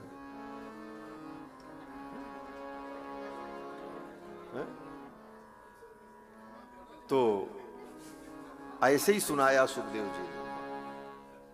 सुखदेव जी ने ऐसे ही सुनाया राजा परीक्षित को, जैसे हमने आपको थोड़े में बता दिया। तब राजा परीक्षित जी ने कहा, क्या कहा? परीक्षित जी ने कहा कि कथितो वंश विस्तारो भवता सोम सूर्ययोः। सूर्य वंश और चंद्र वंश का आपने बड़े विस्तार से वर्णन किया, और जिन भगवान की कथा सुनने के लिए मैं व्याकुल था, उन भगवान गोविंद कृष्ण की कथा को आपने इतने संक्षेप में सुना दिया। आप विस्तार से सुनाओ। कृतवान यानी विश्वात्मा तानि नो बद विस्तरा। आप विस्तार से भगवान कृष्ण के चरित्र को सुनाओ। राजा परीक्षित ने जब इस प्रकार कहा तो सुखदेव जी बड़े प्रसन्न हुए। सुखदेव जी ने देखा कि राजा की मति भगवान की कथा में तन्मय है। सुखदेव जी ने पूछा, राजन तुम्हें भूख प्यास नहीं लग रही? आज 4 दिन हो गए, आज चौथा दिन है ना? चौथा दिन था। सुखदेव जी कहते हैं आज 4 दिन हो गए, तुमने पानी भी नहीं पिया। हाँ, राजा परीक्षित जब कथा सुनने बैठे फिर वो बैठे ही रहे। 7 दिन तक न कुछ खाया न पिया। 4 दिन आज हो चुका है। सुखदेव जी कहते हैं राजन तुम्हें भूख प्यास नहीं लग रही? ये द्वारिका में जो कथा हो रही उसमें तो लोग 3 टाइम खा रहे हैं। राजन तुम तो 4 दिन हो गए, तुमने पानी भी नहीं पिया। बोले तुमको भूख प्यास नहीं लग रही? तो राजा परीक्षित ने जो उत्तर दिया, नैषाति दुस्सहा छुन्माम त्यक्तोदमपि बाधते। राजा परीक्षित कहते हैं, महाराज, जो भूख जो प्यास सहन नहीं होती, नैषाति दुस्सहा, भूख प्यास को सहन करना इतना सरल नहीं है। राजा परीक्षित कहते हैं, वो भूख वो प्यास कहां चली गई मुझे पता ही नहीं है। वे क्या पी लिया, क्या खा लिया कि भूख भी नहीं लग रही, प्यास भी नहीं लग रही है। तो राजा परीक्षित कहते, मैं तो जो अमृत पी रहा हूं, पिबंतम तन्मुखाम्भोजच्युतम हरि कथामृतम, हे भगवान, आपके मुख से निर्गलित होने वाली कृष्ण कथा सुधा को पी रहा हूं, इसलिए मुझे न भूख लग रही है न प्यास लग रही है। ये राजा परीक्षित चौथे दिन कह रहे हैं, भगवान की कथा सुन रहे हैं, कथा सुन नहीं रहे, कथा को पी रहे हैं। पिबंतम त्वन्मुखाम्भोजच्युतम हरि कथामृतम, आपके मुख से निर्गलित होने वाली इस कथा को पी पी करके मैं तृप्त हो रहा हूं, इसलिए मुझे भूख नहीं लग रही, प्यास नहीं लग रही। सब राजा परीक्षित नहीं हो सकते, परंतु हर व्यक्ति राजा परीक्षित जैसा नहीं हो सकता, परंतु इतना तो जरूर हो सकता है, राजा परीक्षित को 4 दिन तक भूख प्यास नहीं लगी, हमको आपको तो कम से कम 4 घंटे भूख प्यास तो नहीं ही लगनी चाहिए। जितनी देर कथा में बैठो उस समय न भूख लगे, न प्यास लगे, न पानी की इच्छा हो। एक बार बैठो, फिर जब कथा समाप्त हो तभी उठो। लेकिन उसमें भी 10 बार उठक बैठक लगाते रहते हैं लोग, हम सब देखते रहते हैं यहां से, और सब बहाना ढूंढते रहते, महाराज कुछ गावें, कोई चौपाई उपाई बोले तब धीरे से उठे। इसीलिए हमने कहा आज हम कुछ नहीं गाएंगे, आज एकदम साफ है? आज एक भी चौपाई नहीं गाई, एक भी भजन नहीं गाया, इसीलिए हम कहे जैसे ही गाएंगे धीरे से लोग निकलेंगे। हमने कहा आज निकलने देंगे नहीं, आज तो कथा सुना नहीं, आज तो कृष्ण जन्म है। तो पिबंतम त्वन्मुखाम्भोजच्युतम हरि कथामृतम, आपके मुख से निर्गलित होने वाली कथा को सुन करके मैं तृप्त हो रहा हूं। सुखदेव जी बड़े प्रसन्न हुए। सुखदेव जी ने कहा, राजन, भगवान की कथा के विषय में जो प्रश्न करता है तो 3 व्यक्ति पवित्र हो जाते हैं। कौन कौन? बोले पूछने वाला, बताने वाला और सुनने वाला। वक्तारम पृच्छकम सोत्रिस तत्पाद सलिलम यथा। और इस तरह सुखदेव भगवान वर्णन करते हुए कहते हैं कि हे राजन, द्वापर युग था, दुष्ट राजाओं के पाप से ये धरती व्याकुल हो गई, गऊ का रूप धारण करके ब्रह्मा जी के पास गई। ब्रह्मा जी ने जाकर के क्षीर सागर के तट पर भगवान की स्तुति की। जगाम सत्रिनयस्तीरम क्षीर पयोनिधे, जगाम सत्रिनयन स्तीरम, त्रिनयन भगवान शंकर को लेकर ब्रह्मा और शंकर कहां गए? बोले क्षीर पयोनिधे, क्षीर सागर के तट पर गए। तत्र गत्वा जगन्नाथम देवदेवम वृषाकपिम, भगवान जगन्नाथ भगवान नारायण की स्तुति की। कैसे स्तुति की ब्रह्मा जी ने? बोले पुरुषम पुरुष सूक्तेन उपतस्थे समाहितः, पुरुष सूक्त के द्वारा भगवान का स्तवन किया। सहस्र शीर्षा पुरुष सहस्राक्ष सहस्रपात सभूमिम सर्वतो वृत्वा अत्यतिष्ठत दशांगुलम। इन मंत्रों के द्वारा ब्रह्मा जी ने भगवान की स्तुति की। पुरुषम पुरुष सूक्तेन उपतस्थे समाहिता। लेकिन भगवान प्रकट नहीं हुए। भगवान ने ब्रह्मा के हृदय में ही मैसेज भेज दिया, प्रेरणा दे दी। बोले जाओ पृथ्वी को समझा दो, मैं मथुरा मंडल में वसुदेव जी का पुत्र बनकर के प्रकट होऊंगा और पृथ्वी के भार को उतारूंगा, धर्म की रक्षा करूंगा। वसुदेव गृहे साक्षात भगवान पुरुष परः जनिष्यते तत्प्रियार्थम संभवन्तु सुरस्त्रिया। ब्रह्मा जी ने आकर के भूदेवी को समझा दिया, भूदेवी भी संतुष्ट हो गईं, देवता भी अपने अपने स्थान को चले गए। ब्रह्मा जी ने कहा भगवान की लीला में सहयोग करने के लिए तुम सब जहां तहां प्रकट हो जाओ। जैसे त्रेता युग में भगवान की लीला में सहयोग करने के लिए भगवान के प्रकट होने के पहले देवता बानर के रूप में यत्र तत्र प्रकट हो गए। ब्रह्मा जी ने कहा कि बानर तनु धरि धरि मही हरिपद सेवहु जाई। उसी प्रकार यहां भी ब्रह्मा जी ने देवताओं से कहा, और देवता यदुकुल में गोप ग्वाल बाल के रूप में, यदुवंशियों के रूप में यत्र तत्र प्रकट हो गए। ये वसुदेव, देवकी, नंद बाबा, अक्रूर, उद्धव, ये सब देवांश थे, देवताओं के अंश थे। कंस के वध के लिए ये सब योजना बनी, इतनी बड़ी तैयारी हुई, और भगवान ने कहा मैं भी आ रहा हूं। और फिर आगे वर्णन करते हैं कि मथुरा का राजा, मथुरा के राजा महाराज उग्रसेन, उग्रसेन के पुत्र कंस, कंस ने अपनी कई बहनों का विवाह वसुदेव जी के साथ किया था। सबसे छोटी बहन जो देवकी थी, उनका भी विवाह कंस ने वसुदेव जी के साथ कर दिया और आदर पूर्वक विदा करने जा रहा था। उसी समय आकाशवाणी हुई, जिसे तू लेकर के जा रहा इसका 8वां गर्भ तेरा शत्रु होगा। कंस ने तलवार निकाली, मारने चला। वसुदेव जी ने समझाया, छोड़ दो इसे, मैं वचन देता हूं इसकी सभी संतान मैं तुम्हें ला करके दे दूंगा। कंस मान गया। पहली संतान हुई तो देवकी वसुदेव ने ला करके कंस को दे दिया। कंस लौटा दिया, ले जाओ इसे, मेरा शत्रु तो 8वां है। नारद जी आए और नारद जी ने आकर के कंस को पट्टी पढ़ा दी। फिर तो कंस ने देवकी वसुदेव की 6 संतानों की निर्मम हत्या की। 7वें गर्भ के रूप में शेष जी आए, शेषनाग। लीला में इनकी आवश्यकता है, इसलिए योग माया ने देवकी के 7वें गर्भ को निकाल करके रोहिणी के गर्भ में स्थापित कर दिया। रोहिणी वसुदेव जी की बड़ी पत्नी है। देवकी वसुदेव तो कारागार में थे, बाकी वसुदेव जी की अन्य पत्नियां उस समय छिप करके यत्र तत्र अपना समय व्यतीत कर रही थी, क्योंकि 8 पुत्रों के जन्म होने में, एक एक पुत्र के जन्म होने में कम से कम 1 वर्ष तो लगे ही लगे। गर्भ में आना, फिर 9 महीने होने पर जन्म होना, फिर उनका मरना, फिर दोबारा गर्भ होना, तो इतने वर्षों तक वसुदेव जी की अन्य पत्नियां यत्र तत्र अपने परिजनों के घर में छिप करके समय बिता रहे थे।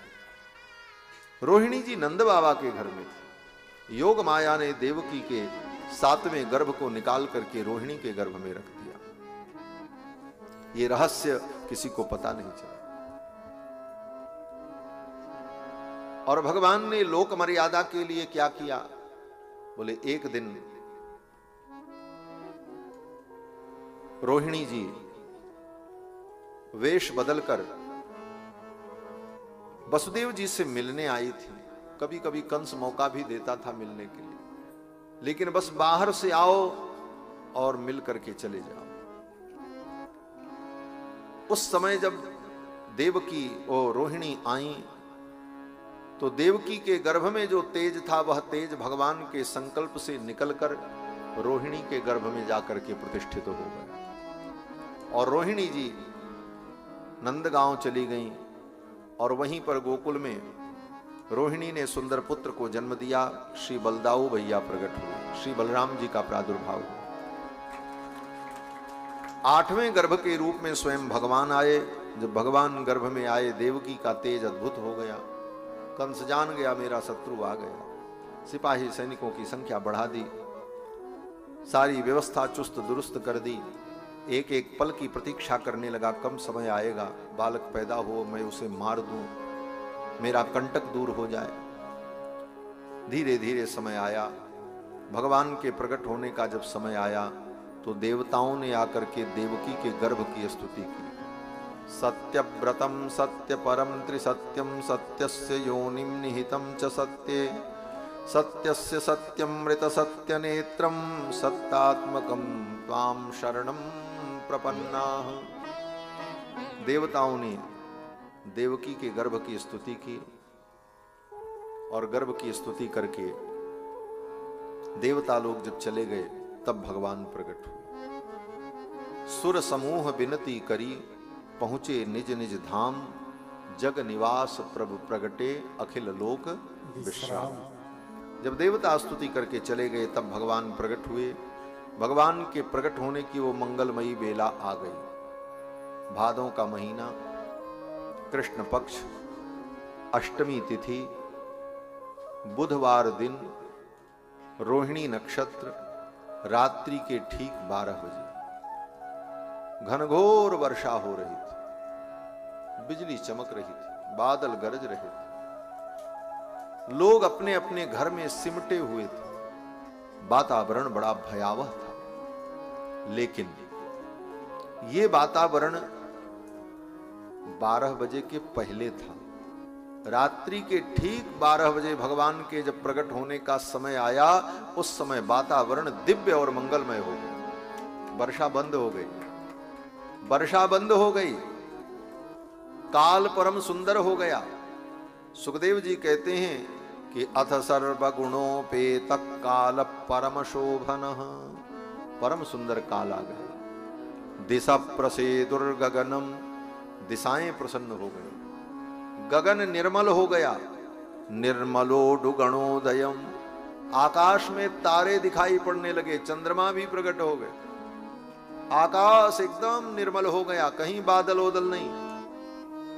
और इतना ही नहीं, मही मंगल भूयिष्ठ, पृथ्वी मंगलमयी हो गई, नदियों का जल निर्मल हो गया।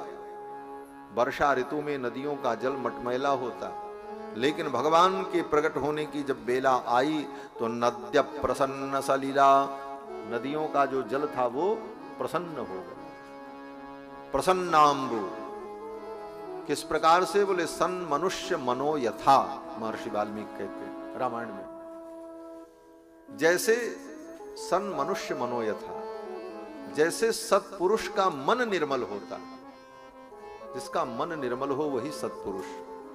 वाणी बहुत मीठी बोले, व्यवहार की बड़ी कुशलता हो, लेकिन मन में जिसकी निर्मलता नहीं वो सत्पुरुष नहीं। निर्मल जल की जब उपमा दी गई तो वाल्मीकि रामायण में महर्षि वाल्मीकि कहते हैं ये नदी का जल कितना निर्मल है? बोले सन मनुष्य मनो यथा, जैसे सत्पुरुष का मन निर्मल होता उस प्रकार ये नदी का जल निर्मल। ऐसा ही निर्मल महाराज जमुना जी का जल हो गया। नद्य प्रसन्न सलीला हृदा जल रुहस्त्रिय, और जो तालाब थे, सरोवर थे, उसमें कमल खिल गए और उन कमल पुष्पों के ऊपर भंवरे गुंजार करने लगे। द्विजालिकुल सन्नादस्तबका वनराजयः, सुंदर वायु प्रवाहित होने लगी। ववौ वायु सुख स्पर्शः, सुखद स्पर्श प्रदान करने वाली वायु प्रवाहित होने लगी। लोगों का मन परम पवित्र हो गया। जगुः किन्नर गंधर्वाः, आकाश में किन्नर गंधर्व गान करने लगे। जगुः किन्नर गंधर्वाः। तुष्टुभुः सिद्धचारणाः, सिद्ध और चारण ये 2 प्रकार के देवता स्तुति करने लगे। किन्नर और गंधर्व गाने लगे और विद्याधर और अप्सराएं ये नृत्य करने लगे। गाने वाले 2 किन्नर और गंधर्व, स्तुति करने वाले कौन? बोले सिद्ध और चारण, और नृत्य करने वाले विद्याधर और अप्सराएं। आकाश में ये दृश्य प्रकट हुआ, सब गंधर्व प्रकट हो गए। हा हा हू हू, तुम्बरू, ये सब बड़े बड़े गंधर्व जो स्वर्ग के गायक हैं। भरसर, दुर्भरसर, ये स्वर्ग के सब गायक गंधर्व हैं, सब आकाश में प्रकट हुए। विद्याधर प्रकट हो गए, अप्सराएं नृत्य करने लगी। आकाश में एक अद्भुत दृश्य प्रकट हो गया और भगवान का प्राकट्य होने जा रहा है। क्या हुआ? बोले मंदम मंदम जलधरा जगर्जुरनुसागरम निशीथे तम उद्भूते जायमाने जनार्दने। भगवान जनार्दन के प्राकट्य का जब समय आया तो देवक्याम देवरूपिण्याम विष्णु सर्वगुहाशयः, भगवान विष्णु सर्वगुहाशयः, जो कण कण में व्याप्त हैं, ऐसे भगवान विष्णु देवकी रूपी पूर्व दिशा में चंद्रमा के समान प्रकट हुए। प्राच्याम दिशींदुरिव पुष्कलः, मानो देवकी प्राची दिशा है, पूर्व दिशा, और उस पूर्व दिशा से चंद्रोदय हो रहा है।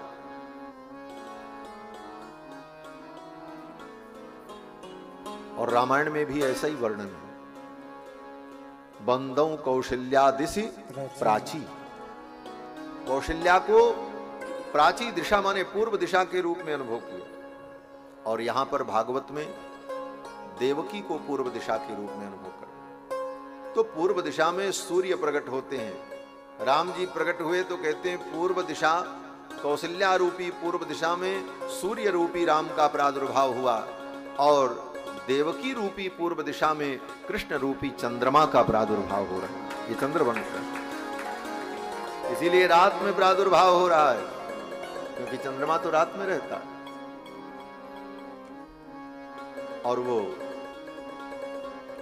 रामावतार में राम जी दिन में प्रकट होते बाद। अब भगवान जब प्रकट हुए तो देवकी वसुदेव के सामने शंख चक्र गदा पद्म धारण किए प्रकट हो गए।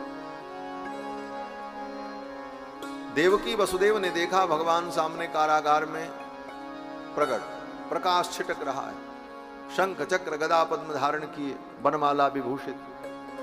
भगवान के अद्भुत रूप को देखकर देवकी और वसुदेव ने भगवान की स्तुति की। वसुदेव जी ने कहा कि विदितोसि भवान साक्षात पुरुष प्रकृते परः, हे भगवान मैं जान गया आप परम पुरुष हैं, केवलानुभवानंद स्वरूप सर्वबुद्धि दृक्, आप केवल आनंदानुभव रूप हैं, आप साक्षात परम पुरुष हैं। ये कहते हुए देवकी वसुदेव ने भगवान की स्तुति की। देवकी ने भी कहा भगवान सारी सृष्टि के नष्ट हो जाने पर भवान एकस्य सते शेष संज्ञा, संपूर्ण सृष्टि जब समाप्त हो जाती है तो आप ही रहते हो और कुछ नहीं बचता है, और आप आज मेरी आंखों के सामने प्रत्यक्ष हैं। रूपम चेदम पौरुषम ध्यान धृष्ण्यम, जिस रूप का बड़े बड़े ऋषि मुनि ध्यान करते हैं आज वो रूप मुझे दिख रहा है, मैं कितनी सौभाग्यशालिनी हूं। भगवान ने कहा मैं आपका बेटा बनकर के आया, मुझे ये लीला करनी है, सब भगवान ने बताया। देवकी ने कहा आप बेटा बनकर के आए हैं तो बेटे जैसे हो जाइए, बाप जैसे दिख रहे हैं, कौन मानेगा कि आप मेरे बेटा। मैं कहूंगी ये मेरे बेटा है, लोग कहेंगे देवकी पागल हो गई, ये 4 हाथ का बेटा कहीं होता है। भगवान तो चतुर्भुज ही आए, रामावतार में भी और कृष्णावतार में भी। आयुध भुज चारी, भूषण वनमाला नयन विशाला, शोभा सिंधु कराए। लेकिन मां के कहने पर भगवान द्विभुज हो गए, 2 भुजाएं हो गई। मैया देवकी ने कहा उपसंहर विश्वात्मन अदो रूप मलौकिकम, अपने इस अलौकिक रूप का आप उपसंहार करें। भगवान ने अपने रूप को अंतर्हित कर दिया, छोटे से बालक बन गए। भगवान ने पहले ही सब कथा बता दी थी, हमको गोकुल पहुंचा दो नंद बाबा के घर। वसुदेव जी ने कहा कैसे ले जाएंगे, हथकड़ी बेड़ी लगी। भगवान ने कहा सब खुल जाएगा, वहां एक कन्या प्रकट है योग माया, उसे लेकर के आप चले आना, फिर आने के बाद सब बंद हो जाएगा, दरवाजा बंद हो जाएगा, हथकड़ी बेड़ी लग जाएगी, और इस कन्या को कंस छीन करके ले जाएगा। कन्या का कुछ नहीं बिगड़ेगा, कन्या तो योग माया है, वो आकाश में चली जाएगी और मैं गोकुल में रहूंगा। इस प्रकार आप मुझे गोकुल पहुंचा दो। भगवान की इन बातों को सुनकर के वसुदेव जी ने वैसे ही किया। भगवान बालक बन गए। वसुदेव जी ने उनको एक टोकरी में रखा, सिर पे लिया, चले। हथकड़ी बेड़ी खुल गई, कारागार के कपाट खुल गए, सभी सिपाही सैनिक सो रहे थे। भगवान को लेकर के वसुदेव जी महाराज गोकुल के लिए चल पड़े। रास्ते में परेशान होने लगे, रास्ते में जब वर्षा होने लगी, बवर्ष परजन्य उपाम सुगर्जितः, अब रास्ते में जब वर्षा होने लगी तो अब वसुदेव जी अपने सिर पर ठाकुर जी को लिए हैं टोकरी में, अब ऊपर से पानी भगवान के ऊपर पड़ेगा, अब पानी से कौन बचावे। उसी समय बलराम जी प्रकट हो। बलराम जी एक रूप से तो वहां पहले से विद्यमान है रोहिणी नंदन के रूप, लेकिन भगवान की सेवा के लिए रास्ते में प्रकट हो गए बलराम जी। किस रूप में? बोले अपने शेष रूप में। 1000 फण को प्रकट किया भगवान शेष ने। बवर्ष परजन्य उपाम सुगर्जित शेषोन्वगाद बारी निवारयन फणई ही, अपने फणों से भगवान के ऊपर छाया करने लगे। अंधेरी रात में वसुदेव जी को यह सब पता ही नहीं चला, पीछे पीछे शेषनाग चल रहे हैं ऐसे फण किए हुए भगवान के ऊपर, कि भगवान के ऊपर बूंदे न पड़े, और ठंडी ठंडी हवा लग रही है। शेष जी ने सोचा अभी अभी तो भगवान बालक बने और इतनी ठंडी हवा लगेगी तो कहीं इनको सर्दी न लग जाए। तो बच्चे को ठंडी न लगे इसलिए क्या करना पड़ता है? बोले ठंडी से बचाने के लिए ब्लोअर लगाया जाता है, ब्लोअर का उपयोग करो। बोले वहां ब्लोअर कहां से मिले? तो शेष जी महाराज के 1000 जो फण हैं, उन फण से जो गरम गरम श्वास निकल रही है, उस श्वास से वहां का वातावरण एकदम अद्भुत बन गया और भगवान को ठंडी नहीं लगती और ठाकुर जी के ऊपर भगवान छाया करते हैं। शेष, ये शेष नाग ही भगवान रामानुज है, भगवान श्री रामानुजाचार्य के रूप में इस कलयुग में प्रकट हुए, शेषावतार है। और शेष जी महाराज सदा भगवान का कैंकर्य करते हैं, सेवा करते हैं। इसीलिए रामानुज स्वामी ने भगवान की सेवा को ही परम मोक्ष कहा। कैंकर्य लक्षण विलक्षण मोक्ष भाजो रामानुजो विजयते यति राज राज। भगवान की सेवा ही परम मोक्ष है।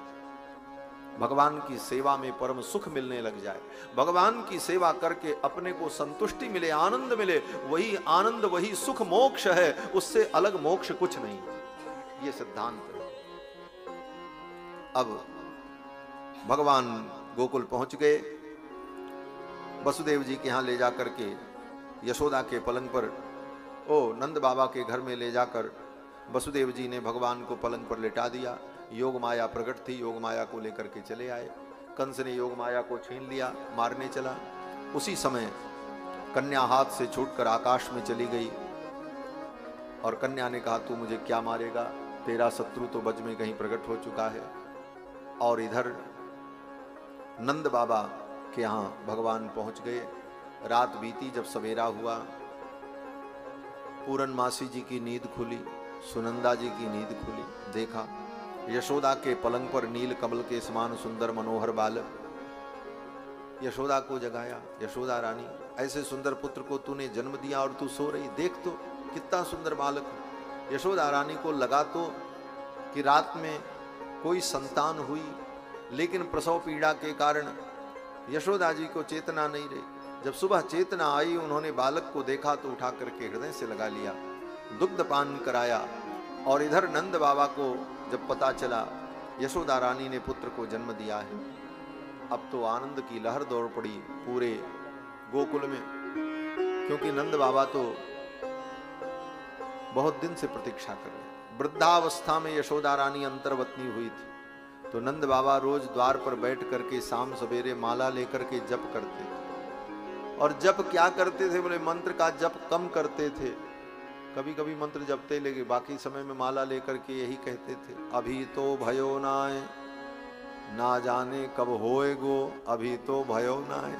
बोले अभी बेटा नहीं होगा, यही जपते थे महाराज। और तब तक आकर के सुनंदा जी ने कहा, बाबा यशोदा रानी ने सुंदर लाला को जन्म दियो। अब तो नंद बाबा ने माला वही धर दी और आनंद पूर्वक नंद बाबा मगन होकर के नाचने लगे। गोप ग्वाल बाल सब आ गए और नंद बाबा के द्वार पर बड़े धूमधाम से जन्मोत्सव मनाया गया। सब ने यही कहा, नंद के आनंद भयो जय कन्हैया लाल की, नंद के आनंद भयो जय कन्हैया लाल की, नंद के आनंद भयो जय कन्हैया लाल की, नंद के आनंद भयो जय कन्हैया लाल की। हे नंद के आनंद भयो जय कन्हैया लाल की। ओ नंद के आनंद भयो जय कन्हैया लाल की। जय हो नंद लाल की जय यशोदा लाल की। जय हो नंद लाल की जय यशोदा लाल की। जय हो नंद लाल की जय यशोदा लाल की। जय हो नंद लाल की जय यशोदा लाल की। हे नंद के आनंद भयो जय कन्हैया लाल की। नंद के आनंद भयो जय कन्हैया लाल की। हो नंद लाल की जय यशोदा लाल की। जय हो नंद लाल की जय यशोदा लाल की। जय हो नंद लाल की जय यशोदा लाल की। जय हो नंद लाल की जय यशोदा लाल की। जय हो नंद लाल की जय यशोदा लाल की। जय हो नंद लाल की जय यशोदा लाल की। हे नंद के आनंद भयो जय कन्हैया लाल की। नंद के आनंद भयो जय कन्हैया लाल की।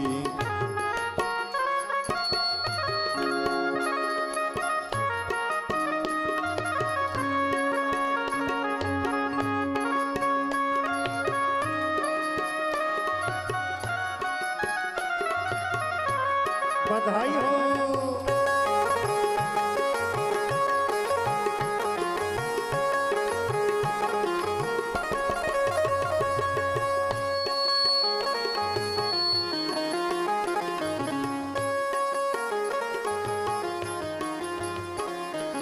हाथी दिले घोड़ा दिली और दिली पालकी। दिने घोड़ा दिने और दिनी पालकी। हाथी दिले घोड़ा दिली और दिली पालकी। हाथी दिने घोड़ा दिने और दिनी पालकी। हाथी दिले घोड़ा दिली और दिली पालकी। हाथी दिने घोड़ा दिने और दिनी पालकी। हे नंद के आनंद भयो जय कन्हैया लाल की। नंद के आनंद भयो जय कन्हैया लाल की। कौन को दिले हाथी घोड़ा कौन को दिली पालकी। कौन को दिने हाथी घोड़ा कौन को दिनी पालकी। छोड़ लिखो हाथी घोड़ा बूढ़न को पालकी। चोरन को हाथी घोड़ा बूढ़न को पालकी। छोड़ लिखो हाथी घोड़ा बूढ़न को पालकी। चोरन को हाथी घोड़ा बूढ़न को पालकी। हे नंद के आनंद भयो जय कन्हैया लाल की। हे नंद के आनंद भयो जय कन्हैया लाल की। हे नंद के आनंद भयो जय कन्हैया लाल की। नंद के आनंद भयो जय कन्हैया लाल की। नंद के आनंद भयो जय कन्हैया लाल की। नंद के आनंद भयो जय कन्हैया लाल की। जय हो नंद लाल की जय यशोदा लाल की। जय हो नंद लाल की जय यशोदा लाल की। जय हो नंद लाल की जय यशोदा लाल की। जय हो नंद लाल की जय यशोदा लाल की। जय हो नंद लाल की जय यशोदा लाल की। जय हो नंद लाल की जय यशोदा लाल की। नंद के आनंद भयो जय कन्हैया लाल की। नंद के आनंद भयो जय कन्हैया लाल की। नंद के आनंद भयो जय कन्हैया लाल की। नंद के आनंद भयो जय कन्हैया लाल की। जय हो नंद लाल की जय यशोदा लाल की। जय हो नंद लाल की जय यशोदा लाल की। जय हो नंद लाल की जय यशोदा लाल की। जय हो नंद लाल की जय यशोदा लाल की। नंद जी के आंगन में बज रही आज बधाई। नंद जी के आंगन में बज रही आज बधाई। सौ बारी बधाई ले लो। सौ बारी बधाई ले लो। सौ बारी बधाई ले लो। सौ बारी बधाई ले लो। लाखों बारी बधाई। नंद जी के आंगन में बज रही आज बधाई। नंद जी के आंगन आंगन में बज रही आज बधाई। बधाई हो।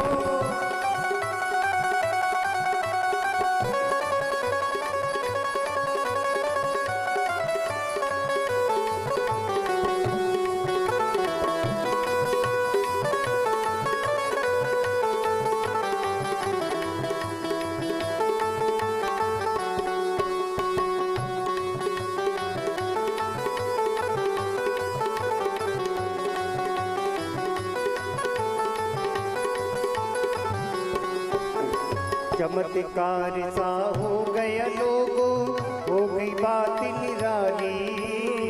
चमत्कार सा हो गया लोगों, हो गई बात निराली। चमत्कार सा हो गया लोगों, हो गई बात निराली। चमत्कार सा हो गया लोगों, हो गई बात निराली।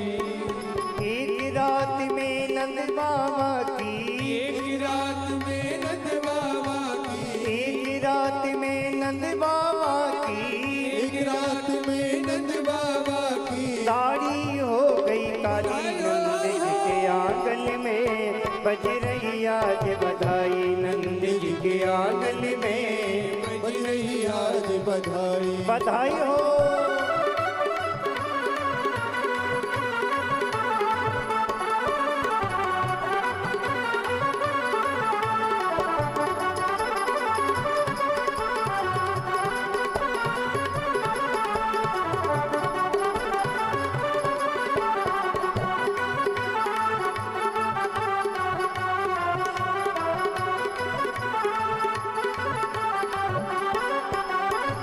कानों कानों बात सुनी है, नटवर हो गया काला।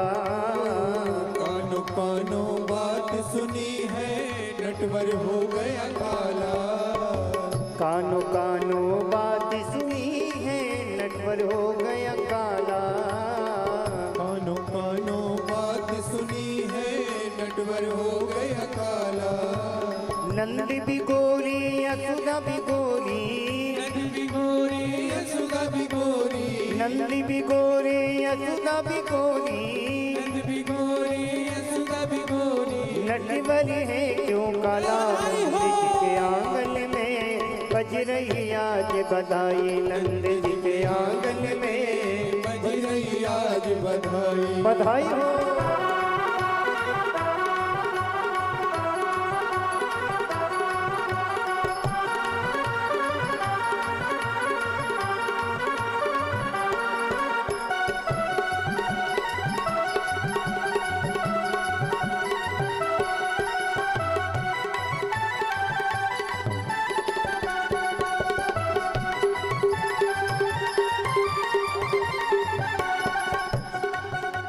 ना जाने किस ऋषि मुनि ने धागा लपेटा।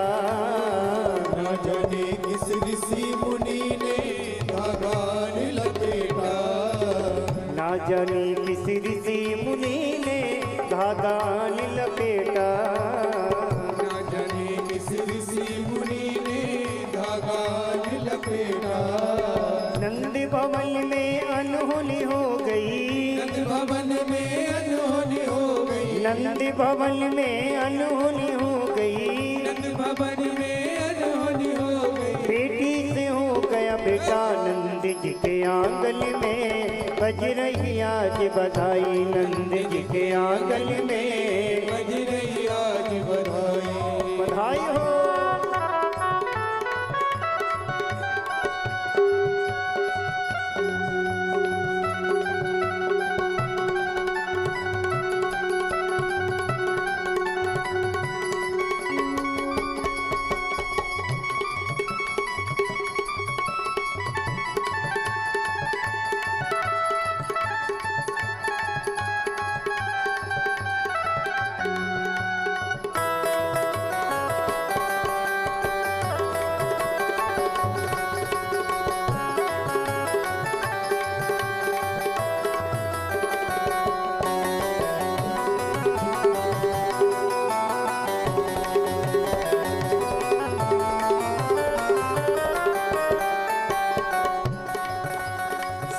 साल के बूढ़े देखो हो गए आज जवान।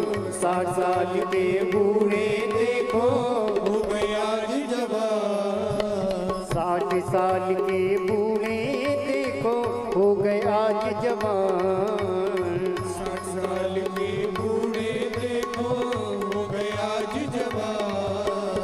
नाचे कूदे धूम मचावे, नाचे कूदे धूम मचावे, नाचे कूदे धूम मचावे, नाचे कूदे धूम मचावे, गावे बज रही आज बधाई नंद जी के आंगन में, बज रही आज बधाई, नंद जी के आंगन में बज रही आज बधाई, नंद जी के आंगन में बज रही आज बधाई। जय हो।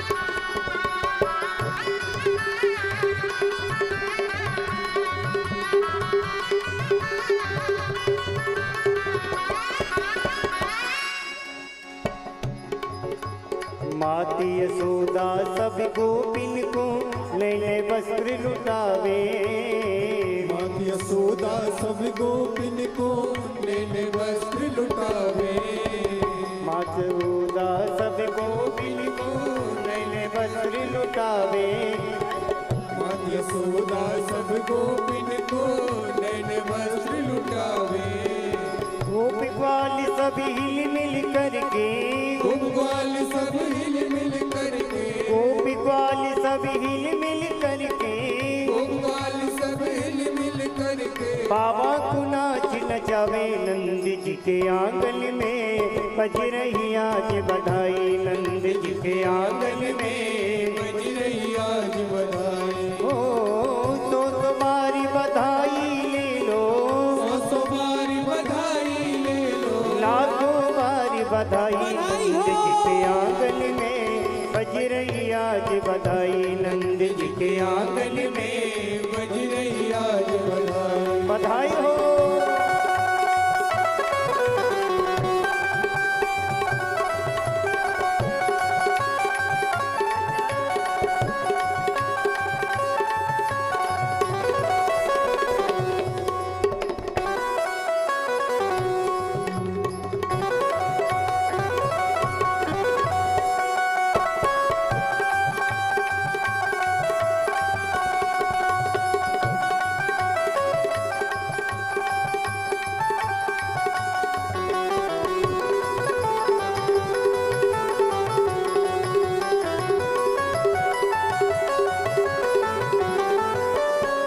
जुग जुग जीवे लाल तिहारो यह आशीष हमारी, जुग जुग जिए लाल तिहारो ये आशीष हमारी, जुग जुग जीवे लाल तिहारो यह आशीष हमारी, जुग जुग जिए लाल तिहारो ये आशीष हमारी। देह आशीष सभी मिलने से ये आशीष के आंगन में बज रही आज बधाई, नंद जी के आंगन में बज रही आज बधाई, नंद जी के आंगन में बज रही आज बधाई, नंद जी के आंगन में बज रही आज बधाई, ओ प्यारे बज रही आज बधाई, प्यारे बज रही आज बधाई, प्यारे बज रही आज बधाई, प्यारे बज रही आज बधाई।